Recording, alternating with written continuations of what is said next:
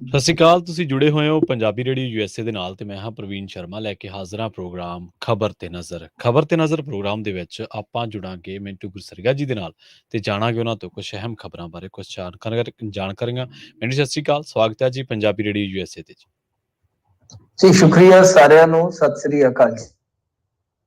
ਅੱਗੇ ਵਧਣ ਤੋਂ ਪਹਿਲਾਂ ਧੰਨਵਾਦ ਕਰਦੇ ਚੱਲੀਏ ਸਾਡੇ ਸਪਾਂਸਰਸ ਦਾ, ਜਿਹੜੇ ਜ਼ਰੀਆ ਬਣਦੇ ਨੇ ਇਹਨਾਂ ਪ੍ਰੋਗਰਾਮਾਂ ਨੂੰ ਤੁਹਾਡੇ ਤੱਕ ਪਹੁੰਚਾਉਣ ਦਾ। ਖਾਲਸਾ ਇੰਸ਼ੋਰੈਂਸ ਏਜੰਸੀ ਵਾਲੇ ਪਿਛਲੇ ਕਈ ਦਹਾਕਿਆਂ ਤੋਂ ਇੰਸ਼ੋਰੈਂਸ ਦੇ ਵਿੱਚ ਸ਼ਾਨਦਾਰ ਸੇਵਾਵਾਂ ਦੇਣ ਦੇ ਲਈ ਜਾਣੇ ਜਾਂਦੇ ਨੇ। ਕਿਸੇ ਵੀ ਤਰ੍ਹਾਂ ਦੀ ਇੰਸ਼ੋਰੈਂਸ ਦੇ ਲਈ ਤੁਸੀਂ ਇਹਨਾਂ ਦੇ ਨਾਲ 408 272 2500 ਤੇ ਗੱਲ ਕਰ ਸਕਦੇ ਹੋ।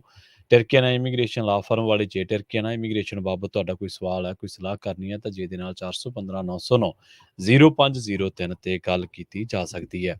Krishna Dhanota Yuba City, Baljinder Singh Nijjar Woodland, Paramjit Kaur Rangi Vacaville, Harnek Singh Pawla Indian ਕੰਸੀਡੈਂਟਨ, ਗਰਮੀਤ ਸਿੰਘ ਧਿਆਨ ਕੌਰ ਸਮਰਾ ਮੋਡੈਸਟੋ, ਜੱਸੀ ਗਿੱਲ ਪਲੰਬਿੰਗ ਵਾਲੇ, Dharam Singh Bakersfield, GN lube ਵਾਲੇ। ਟਰੱਕ ਵਾਸ਼ ਕਰਵਾ ਸਕਦੇ ਹੋ, ਆਇਲ ਚੇਂਜ ਕਰਵਾ ਸਕਦੇ ਹੋ, ਏਅਰ ਬ੍ਰੇਕਾਂ ਦਾ ਕੰਮ ਤਸੱਲੀ ਬਖਸ਼ ਕਰਦੇ ਨੇ, ਨਵੇਂ ਪੁਰਾਣੇ ਟਾਇਰ ਵੀ ਇਹਨਾਂ ਤੋਂ ਲੈ ਸਕਦੇ ਹੋ। ਲੋਕੇਸ਼ਨ ਹੈ ਸੈਂਟਾਨੇਲਾ ਦੀ।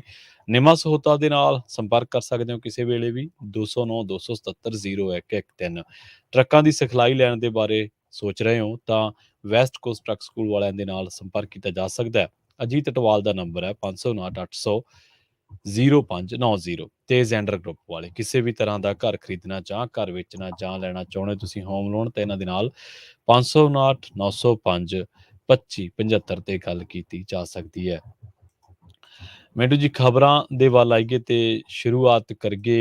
ਪੰਜਾਬ ਦੇ ਵਿੱਚ ਵੀ ਆਪਰੇਸ਼ਨ ਲੋਟਸ ਦੀ ਐਂਟਰੀ ਹੋ ਗਈ ਹੈ ਜੀ। ਬੜੀ ਅਜੀਬੋ-ਗਰੀਬ ਜੀ ਪਰਿਸਥਿਤੀ ਹੈ ਕਿ ਆਪਰੇਸ਼ਨ ਲੋਟਸ ਉੱਥੇ ਵੀ ਚਲੇ ਜਾਂਦਾ ਹੈ ਜਿੱਥੇ ਐਡਾ ਵੱਡਾ ਮੈਂਡੇਟ ਹੋਵੇ।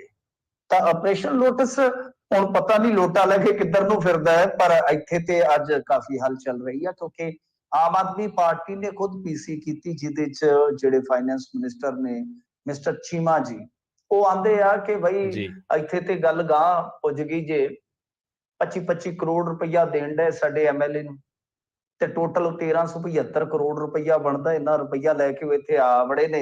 ਹੁਣ ਅਸੀਂ ਕਿੱਧਰ ਜਾਈਏ ਦੱਸੋ? ਇਹ ਤੇ ਬੜਾ ਕਹਿ ਲਓ ਇੱਕ ਅਜੀਬੋ ਗਰੀਬ ਜਿਹਾ ਮੰਜ਼ਰ ਹੈ ਸਾਡੇ ਸਾਹਮਣੇ। ਤਾਂ ਨਾਲ ਸਾਰੀ ਕੈਲਕੂਲੇਸ਼ਨ ਉਹਨਾਂ ਨੇ ਦੱਸ ਦਿੱਤੀ ਕਿ 1375 ਕਰੋੜ ਬਣਦਾ। ਉਧਰ ਕਾਂਗਰਸੀ ਕਹਿੰਦੇ ਨਹੀਂ ਜੇ 57 ਵੀ ਉਹਨਾਂ ਖਰੀਦ ਰਹੇ ਹੋਣ ਤੇ 1425 ਕਰੋੜ ਬਣੇਗਾ। ਤੁਹਾਡਾ ਮੈਥਮੈਟਿਕਸ ਹੀ ਥੋੜਾ ਕਮਜ਼ੋਰ ਹੈ। ਤਾਂ ਦੇਖੋ ਉਸ ਤੋਂ ਬਾਅਦ ਫਿਰ ਇੱਥੇ ਬਹੁਤ ਜ਼ਿਆਦਾ ਚਰਚਾ ਚੱਲੀ ਕਿਉਂਕਿ ਇਹਨਾਂ ਨੇ ਦਾਅਵਾ ਕਰ ਦਿੱਤਾ, ਹਾਲਾਂਕਿ ਨਾਲ ਇਹਨਾਂ ਨੇ ਕੋਈ ਸਬੂਤ ਨਹੀਂ ਦਿੱਤੇ। ਚੀਮਾ ਸਾਹਿਬ ਜਿਵੇਂ ਬੋਲਦੇ ਹੁੰਦੇ ਆ ਕਿ ਵਕਤ ਆਉਣ ਤੇ ਅਸੀਂ ਸਾਰੇ ਸਬੂਤ ਦੇਵਾਂਗੇ। ਬਈ ਸਾਡੇ ਕੋਲ ਸਾਰੇ ਐਵੀਡੈਂਸ ਹੈਗੇ ਨੇ, ਪਰ ਵਕਤ ਆਉਣ ਤੇ ਬਈ ਵਕਤ ਜਿਹੜਾ ਉਹ ਉਦੋਂ ਹੀ ਲਿਆਉਣਾ ਸੀ ਜਿੱਦਣ ਸਬੂਤ ਦੇ ਸਕਦੇ ਕਿ ਪੀਸੀ ਉਦੋਂ ਕਰ ਲਓ ਤੁਸੀਂ। ਤੁਹਾਨੂੰ ਕਿਹੜਾ ਕਿਸੇ ਨੇ ਮੁਹੂਰਤ ਕੱਢ ਕੇ ਕਿਹਾ ਸੀਗਾ ਕਿ ਇਸੇ ਦਿਨ ਹੀ ਕਰਨੀ। ਇੱਕ ਤਾਂ ਦੇ ਅਗੇ ਜੀ ਅਸੀਂ ਲੀਗਲ ਐਡਵਾਈਸ ਲੈ ਰਹੇ ਹਾਂ, ਹੱਦ ਹੋ ਗਈ ਆ। ਪੀਸੀ ਕਰਨ ਤੋਂ ਪਹਿਲਾਂ ਲੀਗਲ ਐਡਵਾਈਸ ਲੈ ਲਓ। ਇਹ ਤਾਂ ਦਿੱਲੀ ਜਿਹੜਾ ਹੈ ਕੋਈ ਅੱਧ ਪਚੱਧ ਸੂਬਾ ਨਹੀਂ, ਚੁੱਪ ਕਰਕੇ FIR ਕੱਟੋ ਤੇ ਉਹ ਸਾਰੇ ਜਿਹੜੇ ਆ ਚੀਮਾ ਸਾਹਿਬ ਜਿਵੇਂ ਕਹਿੰਦੇ ਜੀ ਇੱਕ ਫੋਨ ਕਾਲ ਆਉਂਦੀ ਹੈ, ਇਹਨਾਂ ਦੇ ਦਲਾਲ ਟਾਈਪ ਬੰਦੇ, ਉਹ ਕਹਿੰਦੇ ਦਿੱਲੀ ਚ ਤੁਹਾਡੀ ਬਾਊ ਨਾਲ ਮੁਲਾਕਾਤ ਕਰਵਾਓ। ਉਹਨਾਂ ਨੂੰ ਬਾਊ ਜੀ ਪਤਾ ਨਹੀਂ ਕਿਹੜੇ ਬਾਊ ਜੀ, ਭਾਊ ਜੀ, ਬਾਊ ਜੀ ਭੰਗੜੇ ਪਾਓ ਜੀ ਵੀ ਇੱਧਰ ਆਓ ਜੀ। ਤਾਂ ਹੁਣ ਪਤਾ ਨਹੀਂ ਉਹ ਕਿਹੜਾ ਬਾਊ ਹੈ, ਸਾਨੂੰ ਪਤਾ ਨਹੀਂ। ਇਹ ਕਹਿੰਦੇ ਜੀ ਕਿ ਬਾਊ ਜੀ ਨਾਲ ਮਿਲਾਉਣ ਦੀ ਗੱਲ ਕਰਦੇ ਆ ਕਿ ਤੁਹਾਨੂੰ ਵੱਡੇ ਵੱਡੇ ਨੇਤਾਵਾਂ ਨਾਲ ਮਿਲਾ ਦੇਾਂਗੇ, 25-25 ਕਰੋੜ ਤੁਹਾਡੀਆਂ ਗੋਡੀ ਚੜਾ ਦੇਾਂਗੇ। ਸੋ ਇਹ ਗੱਲਾਂ ਇਹਨਾਂ ਨੇ ਕੀਤੀਆਂ। ਉਸ ਤੋਂ ਬਾਅਦ ਵਿਰੋਧੀਆਂ ਨੇ ਨਿਸ਼ਾਨਾ ਕੱਸਿਆ ਕਿ ਤੁਸੀਂ ਨੋਟੰਕੀ ਕਰਦੇ ਹੋ ਹਰ ਵਾਰ ਦੀ ਤਰ੍ਹਾਂ, ਤੁਹਾਡੀ ਇਹ ਨੋਟੰਕੀ ਆ, ਤੁਸੀਂ ਨਾਟਕ ਕਰਦੇ ਹੋ ਮੁੱਦਿਆਂ ਤੋਂ ਧਿਆਨ ਭਟਕਾਉਣ ਵਾਸਤੇ, ਤੁਹਾਡੀਆਂ ਆਪਣੀਆਂ ਜਿਹੜੀਆਂ ਨਾਕਾਮੀਆਂ ਉਹਨਾਂ ਨੂੰ ਛੁਪਾਉਣ ਵਾਸਤੇ। ਤਾਂ ਕੁੱਲ ਮਿਲਾ ਕੇ ਇਹ ਜਾਬਾਂ ਦਾ ਭੇੜ ਹਾਲੇ ਵੀ ਜਾਰੀ ਹੈ। ਵੈਸੇ ਤੇ ਹੁਣ ਤੁਹਾਨੂੰ ਪਤਾ ਹੀ ਹੈ ਸਥਿਤੀ ਤੇ ਇਹੋ ਜਿਹੀ ਹੈ ਕਿ ਸੱਪ ਨੂੰ ਸੱਪ ਲੜੇ ਤੇ ਜ਼ਹਿਰ ਕਿਹਨੂੰ ਚੜੇ। ਉਹ ਵੀ ਉਹੋ ਜਿਹੇ ਆ ਤੇ ਉਹ ਵੀ ਉਹੋ ਜਿਹੇ ਹੋਏ ਪਏ ਨੇ। ਇਸ਼ਕ ਤੇਰੇ ਵਿੱਚ ਰੰਗੀ ਸੋਹਣਿਆ, ਇਸ਼ਕ ਤੇਰੇ ਵਿੱਚ ਰੰਗੀ ਗਏ। ਤਾਂ ਉਧਰੋਂ ਵੀ ਸਿਆਸਤ ਦੇ ਇਸ਼ਕ ਦੇ ਵਿੱਚ ਰੰਗੇ ਹੋਏ ਲੋਕ ਹੋ ਗਏ ਨੇ। ਤਾਂ ਘੱਟ ਕੋਈ ਵੀ ਨਹੀਂ ਹੈ ਇੱਥੇ ਇਸ ਟਾਈਮ। ਹੁਣ ਪਤਾ ਨਹੀਂ ਹੈ ਕਿ ਸੱਚ ਉਹ ਬੋਲਦੇ ਆ ਕਿ ਸੱਚੇ ਬੋਲਦੇ। ਭਾਜਪਾ ਵਾਲੇ ਉਹ ਤੁਹਾਨੂੰ ਪਤਾ ਹੀ ਆ ਜਿਹੜੇ ਹੈਗੇ ਨਾ ਵੇਰਕਾ ਸਾਹਿਬ ਮਝੈਲ, ਉਹ ਆਂਦੇ ਕਿ ਤੁਸੀਂ 25 ਕਰੋੜ ਦੀ ਗੱਲ ਪੈ ਕਰਦੇ ਜੇ ਤੁਹਾਡੇ ਕਿਸੇ ਐਮਐਲਏ ਨੂੰ ਤਾਂ 25 ਰੁਪਈਆ ਚ ਨਾ ਖਰੀਦੇ। ਮੈਂ ਕਿਹਾ ਯਾਰ ਇਹ ਤਾਂ ਬੜੀ ਸਸਤੀ ਗੱਲ ਕਰ ਗਏ ਨੇ। ਤਾਂ ਖੈਰ ਬਈ ਉਹ ਤਾਬੜ ਤੋੜ ਇੱਕ ਦੂਜੇ ਤੇ ਦੋਸ਼, ਇੱਕ ਦੂਜੇ ਤੇ ਇਲਜ਼ਾਮ ਲੱਗ ਰਹੇ ਆ। ਹੁਣ ਸੱਚ ਕੀ ਆ ਪਤਾ ਨਹੀਂ। ਉਹ ਬੋਲ ਗਏ ਨੇ, ਉਧਰੋਂ ਕਾਊਂਟਰ ਕੀਤਾ ਜਾ ਰਿਹਾ, ਪਰ ਇਸ ਖਬਰ ਨੇ ਇੱਕ ਵਾਰੀ ਦੂਜੀਆਂ ਖਬਰਾਂ ਪਿਛਾਂ ਤੱਕ ਦਿੱਤੀਆਂ। ਕੀ ਆਡੀਓ, ਕੀ ਵੀਡੀਓ, ਕੀ ਲੈਣ, ਕੀ ਦੇਣ, ਸਾਰਾ ਕੁਛ ਹੀ ਢੱਕ ਦਿੱਤਾ ਗਿਆ ਹੈ। ਤਾਂ ਹੈਲ ਦੀ ਘੜੀ ਇਹਦੇ ਤੇ ਹੁਣ ਪੂਰੇ ਸਿੰਘ ਫਸੇ ਪਏ ਆ। ਪਰ ਜੇ ਵਾਕਈ ਆਪਰੇਸ਼ਨ ਲੋਟਸ ਇੱਥੇ ਸ਼ੁਰੂ ਹੋਇਆ ਤਾਂ ਇਹਨਾਂ ਨੂੰ ਸਬੂਤ ਪਬਲਿਕਲੀ ਦੇਣੇ ਚਾਹੀਦੇ ਸੀਗੇ। ਜੇ ਹੈ ਨਾ ਤਾਂ ਕੋਈ ਗੱਲ ਨਹੀਂ ਹੈ, ਇੱਕ ਅੱਧ ਦਿਨ ਹੋਰ ਇੰਤਜ਼ਾਰ ਕਰ ਲੈਂਦੇ ਆ, ਇਹ ਇਹਨਾਂ ਨੂੰ ਰੱਖਣਾ ਚਾਹੀਦਾ। ਤੇ ਜੇ ਨਹੀਂ ਤਾਂ ਫਿਰ ਉਹ ਸ਼ੇਰ ਆਇਆ ਵਾਲੀ ਕਹਾਣੀ ਹੈ। ਤੇ ਜਿੱਦਣ ਸੱਚਮੁੱਚ ਕੰਮ ਹੋ ਗਿਆ ਉਦੋਂ ਇਹਨਾਂ ਨੇ ਰੋਣਾ ਹੈ, ਕਿਉਂਕਿ ਜਿੰਨੇ ਕੋ ਆਡੀਓ ਵੀਡੀਓ ਚ ਸੰਕੇਤ ਮਿਲ ਰਹੇ ਆ, ਵਿਧਾਇਕ ਜਿਹੜੇ ਆ ਉਹ ਇੰਨੇ ਵਜਨਦਾਰ ਜਾਬਤੇ ਨਹੀਂ ਹੈਗੇ।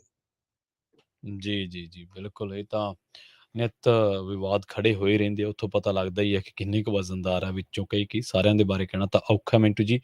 ਪਰ ਇਹ ਹੈ ਕਿ ਕੱਲ ਵੀ ਚਰਚਾ ਰਹੀ ਸਾਰਾ ਦਿਨ ਕਿ ਜਦੋਂ ਆਟੋ ਦੇ ਵਿੱਚ ਬੈਠੇ ਸੀ ਕੇਜਰੀਵਾਲ ਸਾਹਿਬ, ਉਹ ਕਹਿੰਦੇ 2 ਰਾਜਾਂ ਦੀ ਸਿਕਿਉਰਿਟੀ ਲੈਣੀ ਆ, ਪਰ ਉਹ ਗੁਜਰਾਤ ਵਾਲੀ ਸਿਕਿਉਰਿਟੀ ਨਹੀਂ ਲੈਣੀ ਕਹਿੰਦੇ। ਖੈਰ ਆਪਾਂ ਮਿੰਟੂ ਜੀ ਅਗਲੀ ਖਬਰ ਦੇ ਵੱਲ ਵਧ ਗਏ ਤੇ ਸਿੱਧੂ ਮੂਸੇਵਾਲੇ ਦੇ ਕਤਲ ਦੀ ਗੱਲ ਕਰੀਏ ਮਾਮਲੇ ਦੀ। ਹੁਣ ਬੰਬੀਹਾ ਗਰੁੱਪ ਨੇ ਇੱਕ ਵਾਰੀ ਫਿਰ ਇਹ ਗੱਲ ਕਹੀ ਹੈ ਕਿ ਇਸ ਕਤਲ ਦਾ ਬਦਲਾ ਅਸੀਂ ਲਾਂਗੇ, 2-4 ਕਤਲ ਤਾਂ ਹੋਣਗੇ।